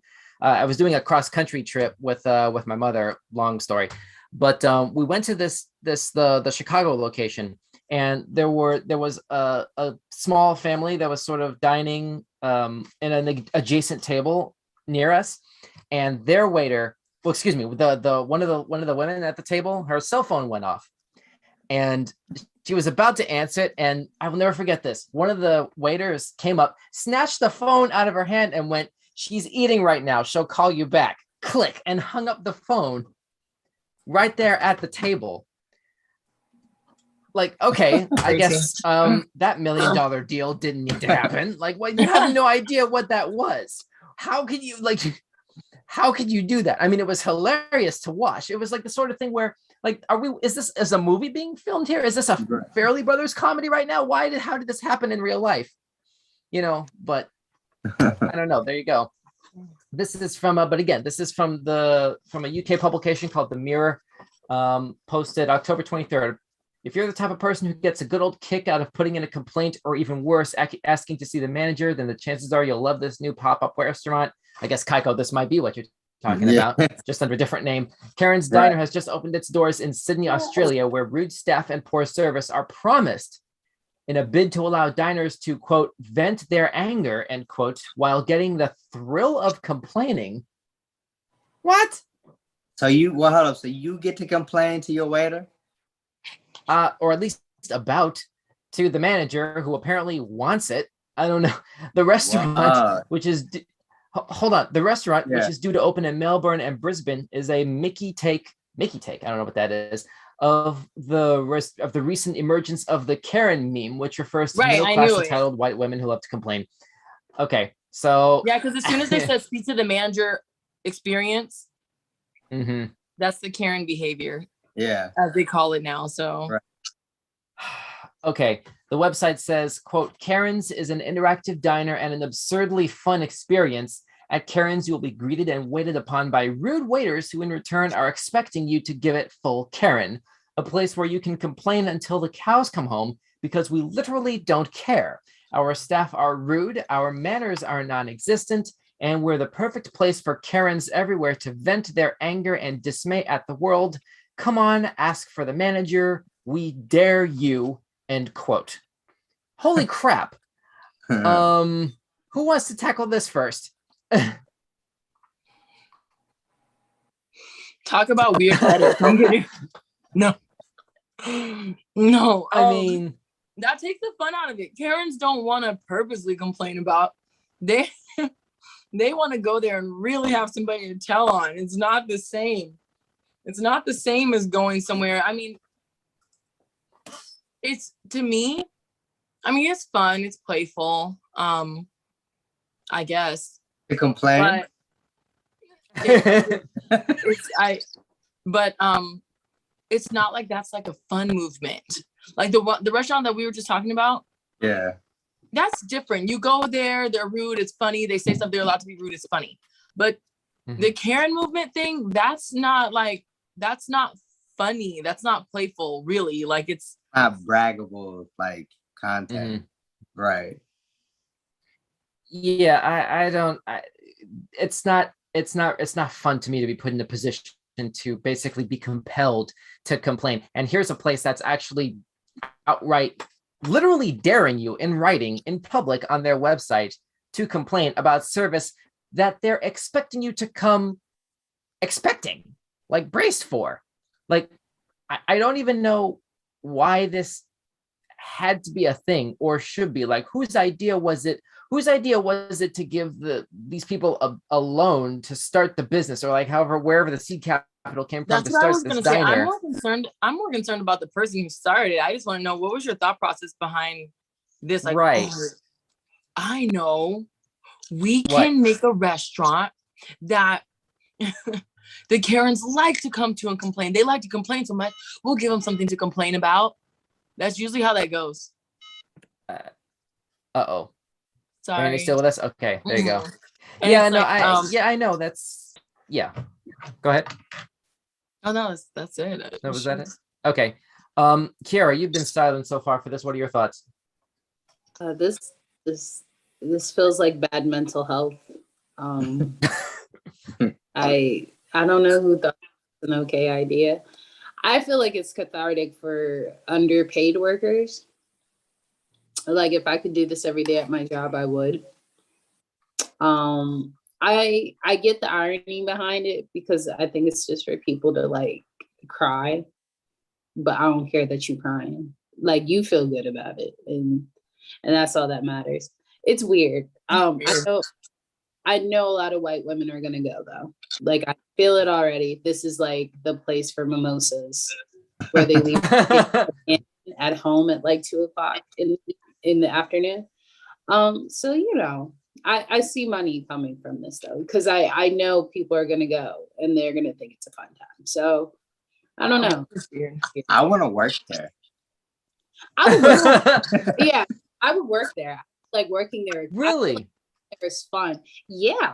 It might be a little therapeutic if you need to. Because essentially it gives you the reality of like, the customer is not always right.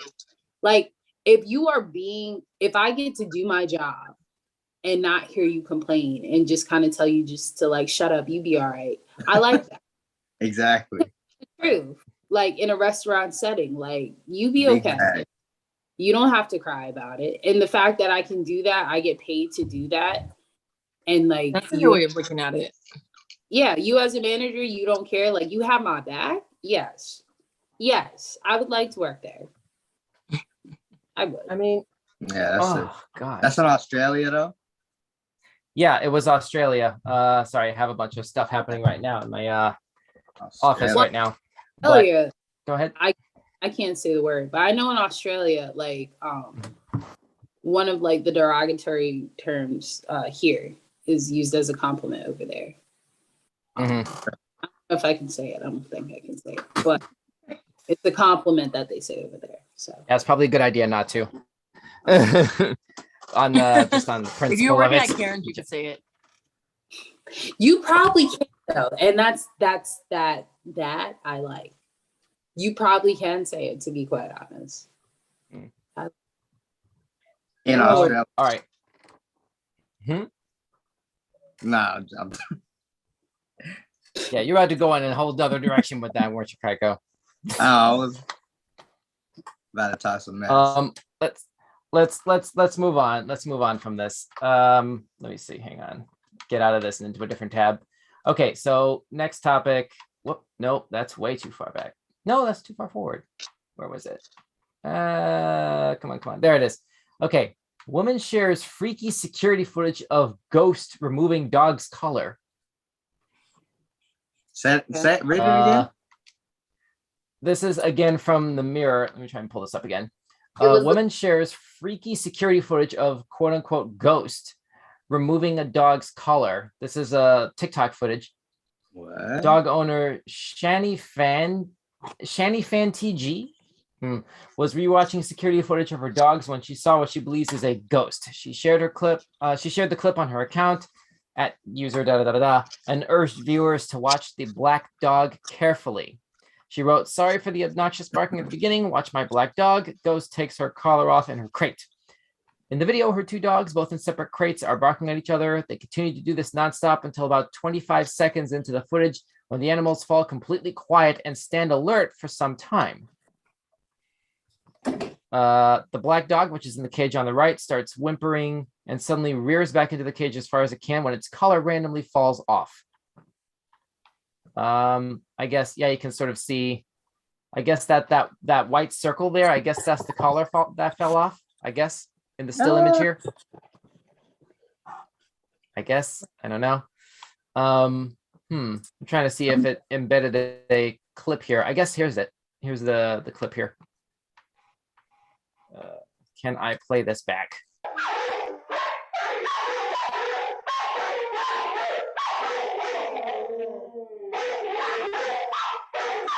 8, 9, 10 seconds. We're waiting for the 25-second mark here.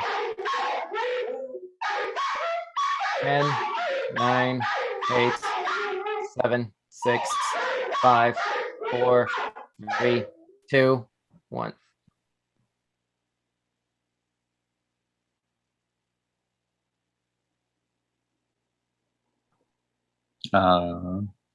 Wait.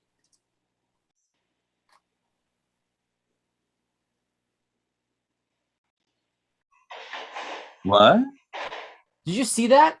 Wow, Wait. that was crazy. Wait. Wait. Let's do that again. Wait a second. Oh god. Hold on. Hold everything. Good stuff. Mm-hmm. Let's look at that again. That dog got chewed up. Bopped up. Let me try and pull that up one more time. Here we go. Oh dear, there's gonna be an ad in front of this, I think. Get out. Oh crap. Come on. There it is. Let's see what this is. Come on. Well, but anyway, y'all could see what that was, right? Yeah. We don't saw that thing. That's some crazy stuff right there. I'll tell you what. So I guess, okay, here it is. Let's speed this up to about maybe 30 seconds. Speed it up. Get it up. Do it up. There you go. You can see it right there. He got whopped and then bamboozled. That was a little bit crazy. I guess let's go ahead and start with the question of, do you believe in ghosts? Who here believes in ghosts? That's a touchy subject, I think. Answer is complicated. That's right. You see, this is what I'm saying. I'm not gonna say that I believe in a lot of things. Would I call it ghost? I'm gonna just leave it there. I'm not saying, okay. You know, Fair everybody enough. has different beliefs, so I just don't call I like it that. ghost. I'm gonna just leave it there. Yeah. Fair enough. There is such thing as evil, and that's sorry. all I realized about that. I realized this was kind of like putting y'all on the spot to a certain degree here, because we don't talk about religious topics here, and that is a conversation that can very easily go religious very quickly. I mean, it's no, I don't have to though. Where do we even begin to? Yeah, it doesn't have to be religious. I mean, everybody believes something differently. Sorry to cut you off. Can I? Go ahead. Oh, I just feel like everybody believes something differently. I believe things can happen. I believe things happen, but I just don't title things ghost, and not for religious reasons, but it's deeper than that. Ghost is to me, ghost is a very like shallow word, but when you like know deeper meanings to things and you have a certain type of mindset, you know that it's just not ghost. Anyways, so I'll say I believe for me that there is the spiritual side to everything. Thank you. There we go. Spiritual. Like that's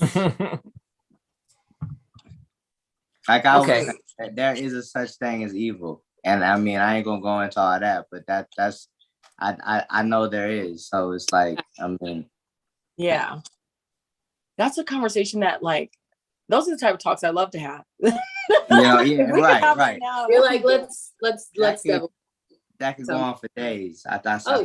I could dive head first into that one. So in the deep end too. But do I believe in this? I don't know. I mean, that doesn't look like some fake. I don't know how you fake that. I don't know what kind of. I don't believe anything on Tiktisha. Tiktisha. Yeah, you're right. Tiktisha? But I mean, there's a guy that I watch on YouTube. His name is Zachary Campbell, and that's what he calls TikTok. What do you call it? I don't believe anything. That's like people. That's like I used to watch these videos of like mermaid sightings. Just yeah. Those things, you know. Cool. I wish mermaids were real. Me too. And I've done the research, and that's why I've done the research. But girl, like I've looked at it, and when you look at the videos of mermaid sightings, like you just, especially on TikTok, it's not real. Like it's. But how do you fake this though? Like how? What was fake about it? You know, you can do. First of all, the timestamp. We ain't got no timestamp. This is probably like her Ring doorbell footage. Or like internal nanny cam something maybe. Yeah. What she probably did. Here's my theory. Here we go. Deep dive, babes. Okay. She definitely took the footage. She did a mask. I don't know who it was, but the fact that everybody had to stay still before something happened already shows that something can happen in between that period. That was your perfect time to edit. Because if it was a ghost, I feel like hypothetically, if it was a ghost, right? A ghost would be active and proficient. It wouldn't have to take that long to take off the collar off the dog. No. But now we saw him chill in the cage, and then he got whopped, and then the thing fell off. See how the dog, was okay. I mean, made sure not to kill the dog or anything. Right. So I'm looking at some of the reactions here. That this article from the Mirror went ahead and posted some of the other TikTok users' reactions to the original video, and I'm seeing some comments here. They both got super quiet. They felt the energy. The silence was unsettling. Something that messes with the dogs doesn't sit right with me. Here's something. Others suggested that the collar got caught on one of the bars of the metal cage, causing it to come loose. They said, quote, collar was stuck on crate. When the dog turns his head, it unbuckled. The dog got startled at the collar unbuckling and jumped back. Come on, people, end quote. I don't know. So it's one of those, like, that's one of those Velma Dinkley kind of responses. I'm sorry, Raina. Oh, you could just tell that came from a very logical thinker. Like it. Yeah. Shout out to that person. But see, a dog would only get quiet, from my knowledge. Dogs only get quiet in the sense of comfortability. I mean, it's a dog. Dogs are not stupid.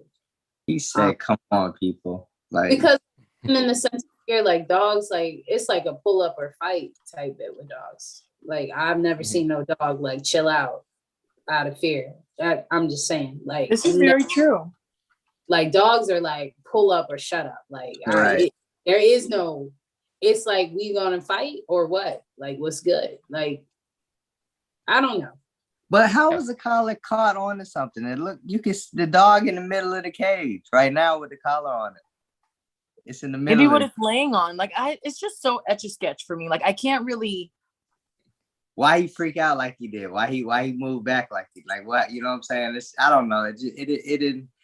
She did a good job. If it's fake, she did a good job. I mean, I give it that. You need another angle though. Like you don't know what's going on the other side. Right. Of the angle. So I see you, girl. I see you getting your 5 minutes of fame. Right. You know, if you want to, because I watch ghost videos on YouTube, and I don't believe half of them. You know, we always speculate. You know what I'm saying?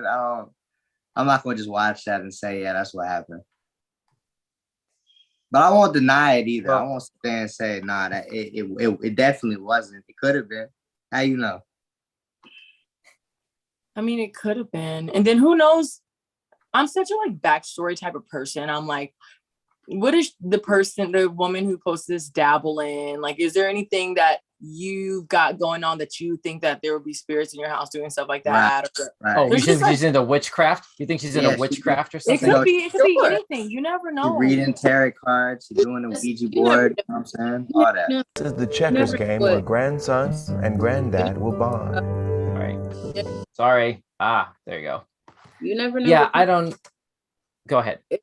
I'm just saying, like, a real deep dive, not really super deep, but like you never know what people be into. Like the energy that they have and what they devil their energy into, especially dealing with energy from the outside world. You gotta be with that one, because it will jump on you, and then you could have something like that happen. Yeah. Association. Even with, there's just so much that goes into that, like the type of stuff that you're inviting. That's why when like people are doing like spiritual work, or they're learning spirituality, or they're journeying in spirituality, really doing research on certain chants that you're saying, card decks that you're doing, whatever the stuff, it goes deep, but it's important. Yeah, like really knowing who you're dealing with, the people that you're getting your spiritual stuff from, i.e. crystals, cards, whatever it is. Yeah. You are always open to, if you're not doing your proper research and being careful, opening doors to things that you might not want to do, might not want to open doors to, but and that's it's like a conversation. It is because like there are countless stories I've had from friends, like they so in the world of Twitter, right, everybody's new thing is that they're a spiritual healer. They're like, that's no, for real, like I'm dead serious. So serious. They do like appointments of where, you know, you want to do like spiritual healing, a reading, whatever. Get a reading. And really?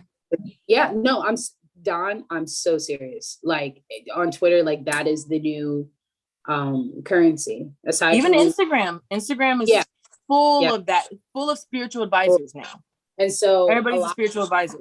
And so a lot of these how did I miss this? I didn't know Dionne Warwick was still around. What is that is Dionne Warwick. But like you know, some of my friends, like one of my friends, I was talking to her, and she was telling me how she was talking to this lady, and she told her about, you know, stuff that was going on, and you know, she gave her a reading and like really invested. And after like a couple of days, she started having panic attacks at night that she could not explain. For her, it like, even though talking about it felt good, I guess the way that she gave advice or whatever, what have you, within the healing, it triggered something in her. And I told her, so you gotta be careful how you transfer that energy, man. You have to. It's a joke. It's something so simple, because I don't know you on that level. You are a stranger to me. That is saying that you have some type of insight in the spiritual world, but what is that spiritual world or insight? That's the real question. Because everything spiritual is not right. Is not pure so necessarily good. You have a lot of people who are just like out here. They're playing games with like people's essentially like mental and spiritual well-being, because you think that you have insight into something really is very complex. Very complex. Wow. I had no idea. There's probably going to be some stuff about that in the news that's going to pop up in our weird news content next week. A rabbit hole of it. Let me tell you, I posted a video, I want to say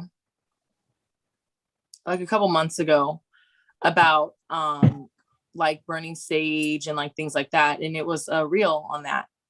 And I put on there one of my hashtags was spirituality. And that is literally one of my most viewed and liked reels. And that's because the popularity of it right now on Instagram, like for whatever reason, and it was super simple.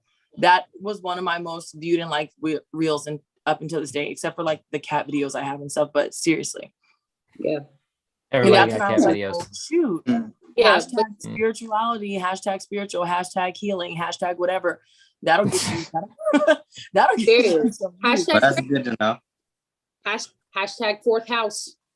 Fourth house of what? I don't know. Yeah. Let's move on. I was hoping we've got two topics down. Let's try and like expand this out a little bit. Like, let me know. I'm gonna go ahead and like rapid fire this, and like let me know what's the next one. What are the next ones that y'all want to talk about here? I see woman organizes fridge like a library and files food neatly into ring binders. That's disgusting. What? To be taken to jail immediately. Somebody calls. Yes, her children are starving. I see Huffington Post. Court rules Pablo Escobar's cocaine hippos are legally people. Ayo. Hippos. Yes. So listen, like Pablo Escobar, that man, I know it's problematic for me to say this because he has done so much damage to people. That man is a mad genius. The way that but most of them are. People that do stuff like that are usually like super smart and they use it's like using your powers for evil when you can use them for good. Yeah. But like even till this day, this sounds like something we want to take a closer look at. Yeah, I mean, like even till this day, the government can't touch him. Like, no, for real. Like he has finessed the system. I don't know how he did it, but like he has truly finessed the system in every which way where the government literally cannot till this day like touch him. This is from Huffington Post, first published October 21. Here we go. More than 80 hippos previously owned by Colombian drug lord Pablo Escobar have a unique distinction in United States law. They are the first non-human creatures, I guess biologically non-human creatures, to be legally considered human beings, to be legally considered people. What? The U.S. District Court for the Southern District of Ohio recognized the late Escobar's infamous cocaine hippos as legal persons for the first time in the United States. This just happened last week. The ruling on, maybe a little bit further back, the ruling on October 15 came on the same day the Animal Legal Defense Fund filed an application on behalf of the hippo plaintiffs in Colombia intended to stop that country's government from killing the animals. The ALDF announced the decision in a news release Wednesday. The hippos are descendants of 4 illegally imported by Escobar. They were set free after his death in 1993. Since then, the hippos have increased their numbers to more than 80, and they are reportedly wreaking havoc on the local ecosystem. However, some scientists have argued they may actually be, quote, restoring ecological functions, end quote, lost for thousands of years due to, quote, human-driven extinctions, end quote. So basically, this is a weird sort of legal loophole that's been generated under and sort of exploited here under the auspices of biological conservation. Let's give them personhood. Let's give these hippos personhood so that they have a greater form of legal protection to save their lives at the very least individually, if not as a species, basically, because of their loss of habitat. So, what are your thoughts on this? Don't even get me started. Save the hippos. Save the hippos. Word. Hashtag save the hippos. I like how they're cocaine hippos. I feel like they call that, but sure. It's a little problematic, but hey, they were, involved and they weren't, but shout out to the hippos. I mean, save the animals you can at the same time. So should they be people? No. Does this mean they have to have social security numbers now? I have questions. I'm trying to see. I'm magnifying the image right now. I can't see any like white powder under their noses. I don't know how they could be like cocaine hippos, technically speaking. I'm pretty sure they seem pale. I'm pretty sure he smuggled some cocaine in them. Hippos. Right. That's what I was thinking. Like they smuggling and moving. Hit it in a tusk or two. I don't know. But the fact that there's good for them. They've been in July. In July, Colombian attorney Luis Domingo Gomez Maldonado, I hope I pronounced that right, filed a lawsuit on behalf of the animals to save them from being killed, saying that sterilization was a better option, according to Newsweek. Although Colombia law gives non-human creatures legal standing to bring lawsuits to protect their interests, that country's legal system can't compel someone in the U.S. to produce documents supporting their case. However, a U.S. law allows interested persons in Colombia to go to a U.S. federal court to seek the ability to obtain documents and testimony. So the ALDF applied for the hippo's rights to compel 2 Ohio wildlife experts who study non-surgical sterilization to provide testimony on behalf of the plaintiffs. By granting the application, the district court recognized animals as legal persons for the first time in U.S. history. Well, they so here's Christopher Berry, the attorney overseeing the U.S. case, who also serves as managing director at the ALDF. This is an interview with Gizmodo. Quote, "It's obvious that animals actually do have legal rights. For example, the right to not be cruelly abused or killed. But a legal right is only as valuable as one's right to enforce that legal right. The legal system doesn't have precedent for animals' interests directly appearing in court. There's no precedent for animals having a legal standing to enforce their own rights." End quote. So give them personhood. Hashtag save the hippos. I just can't. I mean, just, you know, I just feel like there's a lot of things that need to be done in this world, but I guess save the hippo. I mean, save the cocaine hippos at that. They need to be cocaine hippos. Hey, they're cocaine. Say it's just blowing my mind. I me, I guess, but like yes, save the hippos, but let's not forget what kind of hippos these are. And I mean, let's be honest, what they were used for. It was to smuggle cocaine, right? And they had about $3 million worth of it in each of their mouths, and he said they need people so they won't get shot up because there's this about $20 million right here that I'm not gonna let go to waste. So y'all people now, you see what I'm saying? Make them people. He probably used them to eat people, like. That's another thing. No, bro, like I'm dead serious. Like this man, like he played no games. It really was like you finna die. Like that's it. Yeah. I don't need you no more. And that's it. That's done. Yeah. So those hippos probably eaten countless of people. I tell you. Yeah. I don't know. But all right, let's move on. Let's see. Next one. Here's a 5-hour bus tour of Hong Kong that caters to the sleep deprived. The 47-mile ride on a double-decker bus is meant to appeal to people who are easily lulled to sleep by long rides. You can see in this thumbnail graphic here. No, that seems very dirty. No, thank you. Raina, Kaiko? I don't even have enough room to stretch my legs. What? Anyway. It's how long is this train ride? 5 hours. 45 hours. I mean, you know. So you can sleep? I don't know what you're gonna see other than the inside of your own eyelids. If you're gonna like, I it's for people that want to sleep, right? Hold on. I'll check it out. Hold on. Okay, this is another thing from Huffington Post. Travel starved, sleep-deprived residents might find a new Hong Kong bus tour to be a snooze. The 76-kilometer, that's 47 miles, 5-hour ride on a regular double-decker bus around the territory is meant to appeal to people who are easily lulled to sleep by long rides. It was inspired by the tendency of tired commuters to fall asleep on public transit. Kenneth Kong, the marketing and business development manager of Ulu Travel, the organizer of the bus tours, quote, "When we were brainstorming new tours, I saw a social media post from my friend saying that he was stressed out by his work. He couldn't sleep at night. But when he was traveling on the bus, he was able to sleep well. His post inspired us to create this tour that lets passengers just sleep on the bus," end quote. Okay. Tickets cost between $13 and $51 per person. Wow, that's quite a margin. No, thank you. I spent $13 for it. Hold on, I spent $13 now, but the ceiling is 51, Kaiko. Hang on. Depending on whether they choose seats on the upper or lower deck, I guess 50 is for the upper. A goodie bag for passengers includes an eye mask and earplugs for better sleep.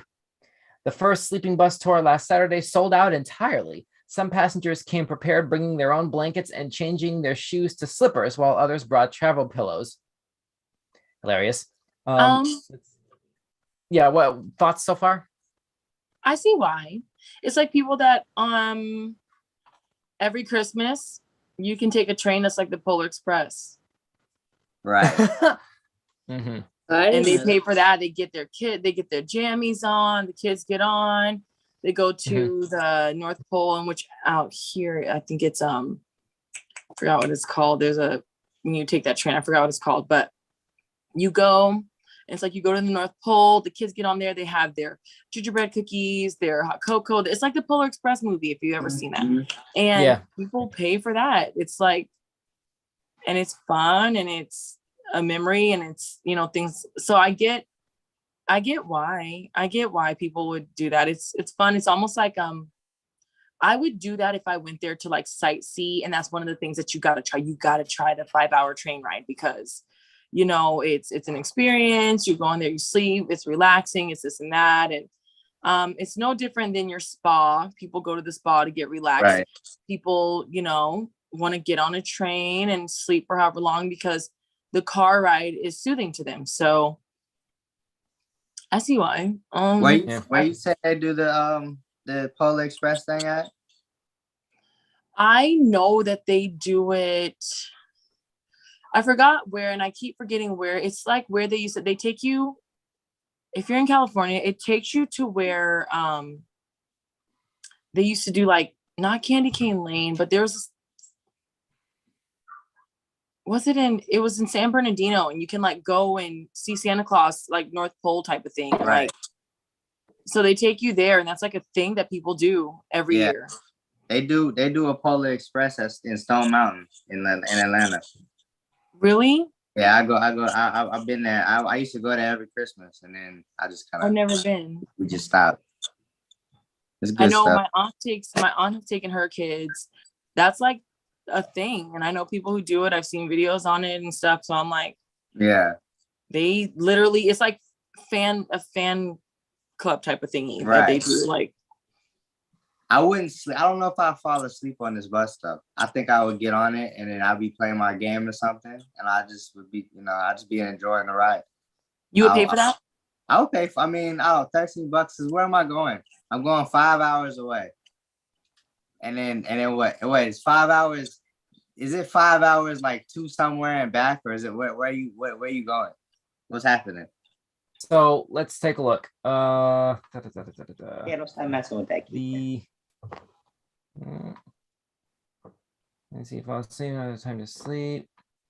That seems like the end of the story. It doesn't seem to go into very much as far as the destination. So I can't really tell for sure. It's taking you away from Hong Kong for sure. So hang on. On Saturday's tour, the bus stopped so passengers could take photos at scenic spots on the city's Lantau Island. One stop was the aircraft maintenance area near Hong Kong's airport, where passengers can snag selfies with aircraft in the background. Yeah, that's about all that this story goes into. I'm sure maybe there's other places around the internet that this might have caught wind of this, but this particular source doesn't go into what would that be? The travel itinerary? Right. It sounded like Pokemon Snap. That's how they do. I don't remember falling asleep during Pokemon Snap. Exactly. But that's what I'm saying. I'll just be taking pictures, playing my game, something. Right. Fair enough. All right. Let's move on. Let's see if we can get at least one more in before we shut this down. Let's see. Here we go. Guitarist tests how many gloves it takes before he can't play Enter Sandman. How many gloves? How many gloves? I guess he's wearing layers and layers of gloves. No, that's some YouTube stuff. To play the guitar? I hate that. 100 layers of makeup. 100 layers of lipstick. 100 layers shirts, of sweater. You see when people wear 500 shirts. Remember that? Like they were be like stuff that's like YouTube stuff. 100 layers of eyeshadow. Yeah. When was that? Like 2013, 2014, when that was at its peak? No, I feel like it was its peak in like 2017, 2018. Yeah. Really? More recent than that? Yeah. And and recently, wasn't that? It's been a while. I haven't been on YouTube in a really long time. That was in the phase of where everybody was doing ASMR, and I love it. I was getting into designs and stuff, just weird stuff. And that's one of my favorite things. I used to say it was a guilty pleasure. Now it's gotten so wide range. I'm I love ASMR. I like the was the thing, and now the new thing is people wasting things for fun because allegedly it's a fetish or something. What is it?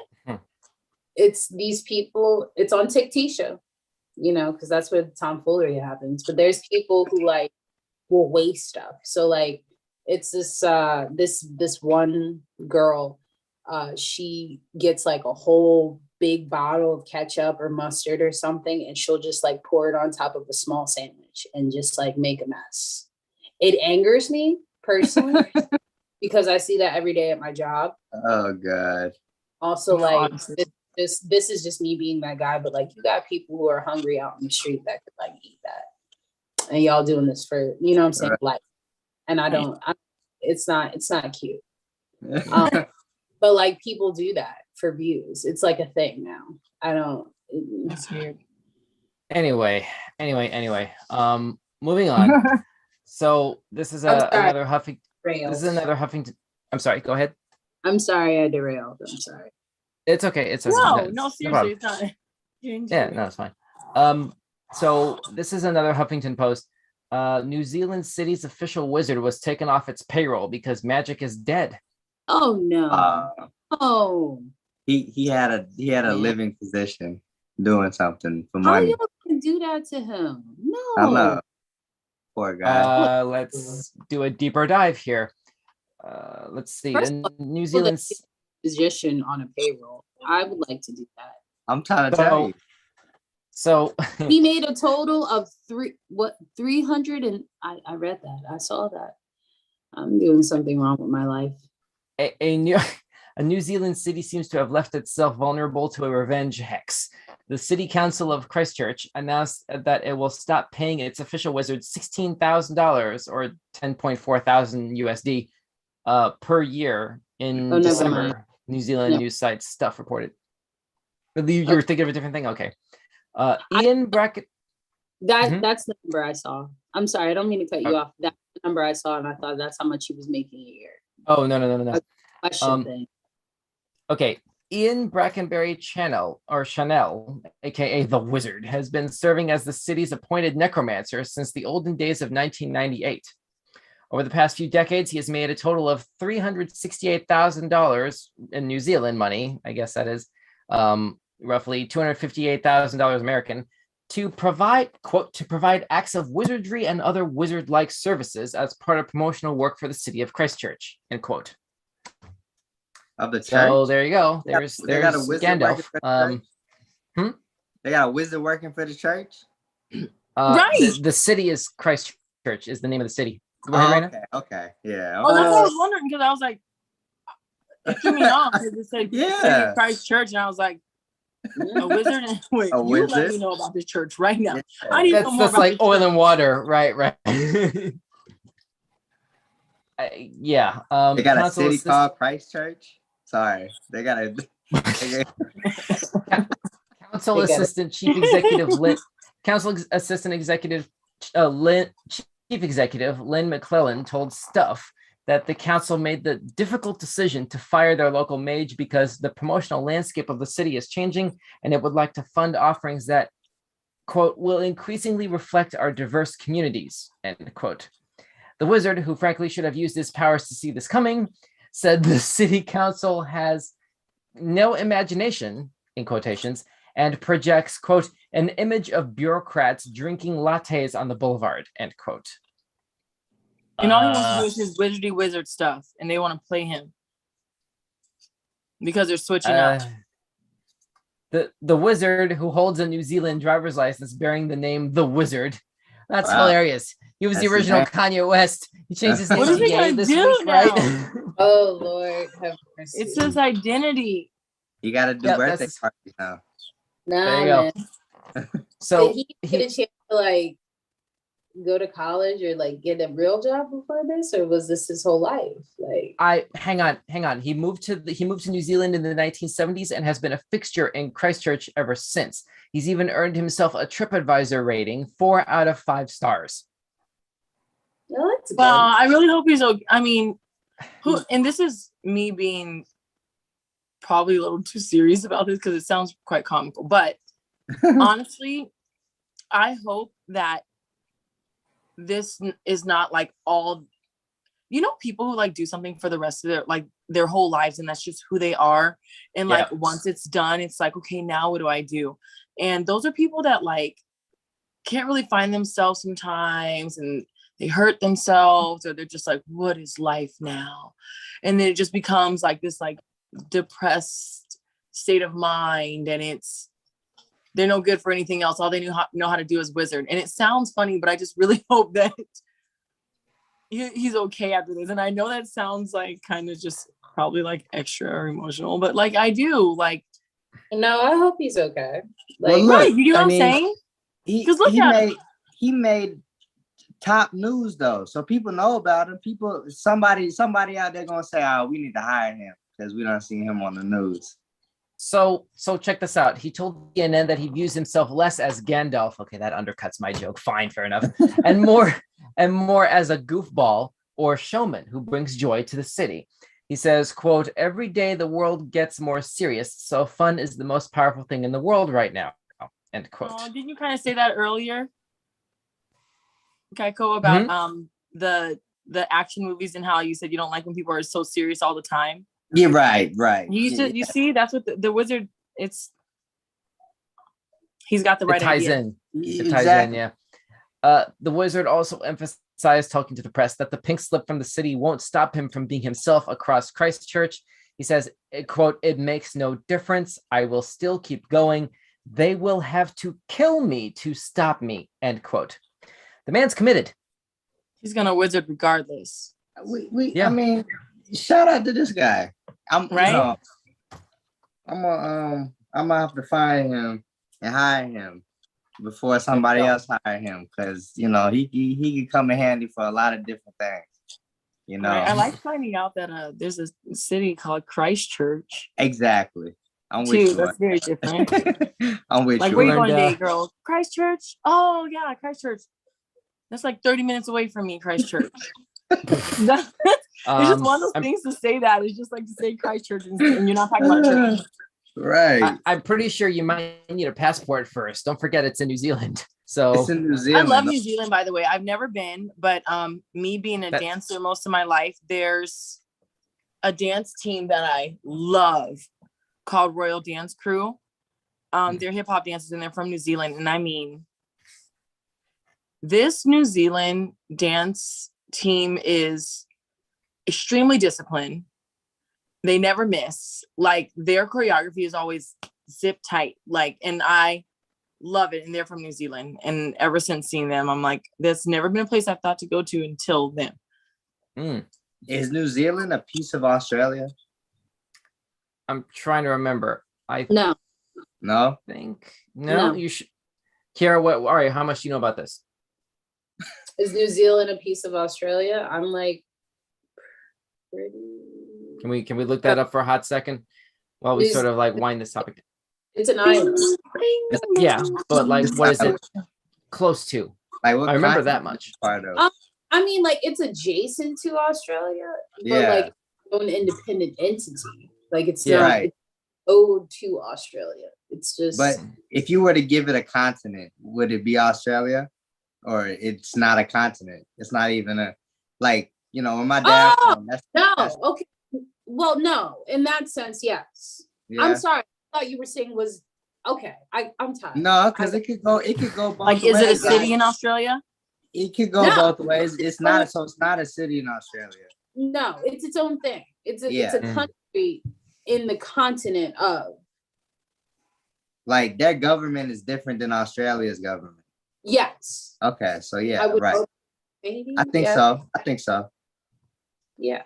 Do we have any Australian natives who might be stumbling onto this footage later? Drop us a comment. Feel free to correct us. We are not well versed in how things work in your home turf. So I know the Caribbean ain't part of no continent. The Caribbean islands are just islands. So New Zealand might be just like that. Yeah. Anyway, all right, so that's basically that. Do we want to shut it down? We've gone through a lot of topics here tonight. We got a lot. Thanks you guys for helping out with this. Sorry. Yeah, no, I'm saying we got a lot covered. We've been striving. Yeah. Do we want to try one more? Or do we want to shut it down here? Let's shut it down here. New Zealand is in Oceania, Okay. known as Oh, so yeah, it's Australia. It is Australia. Okay, that's cool. There we go. Look again. The more you know, like I'm telling you, it's good stuff. You know what you know what you talking. Because I ain't know if I was, you know what I'm saying. So. Ow! But yeah, it's good to ask questions though. Like if you feel like you kind of know but you don't know, you ask Right. questions. I feel like we also got to learn something here tonight. Right. Yeah. That's how you. We actually become got to a learn a genius. lot of things. This was like educational as well. Yeah. There you go. That's how you become a genius. You ask questions. If this goes on TV, there would have to be like the little thing in the upper corner that would be like E/I. You know what I mean? Right. Exactly. Educational, informative, I think is what that stands for. But anyway, okay. So I guess we're shutting down here. We're not going to do one more. Do we all agree? Yeah. Yes. Okay, cool. Let's go ahead and get ready to pull the plug on this. Yeah, so this is coming up on 10:45 p.m. On the dot. I guess that's it for this particular episode of Showcase for the week ending Sunday, October 24th, 2021. I'm Don, and with me this week were Young Kaiko, Kiara, Raina, Uh-oh. and Raina. Dessert. And okay, awesome. Thanks guys for sticking with me through this.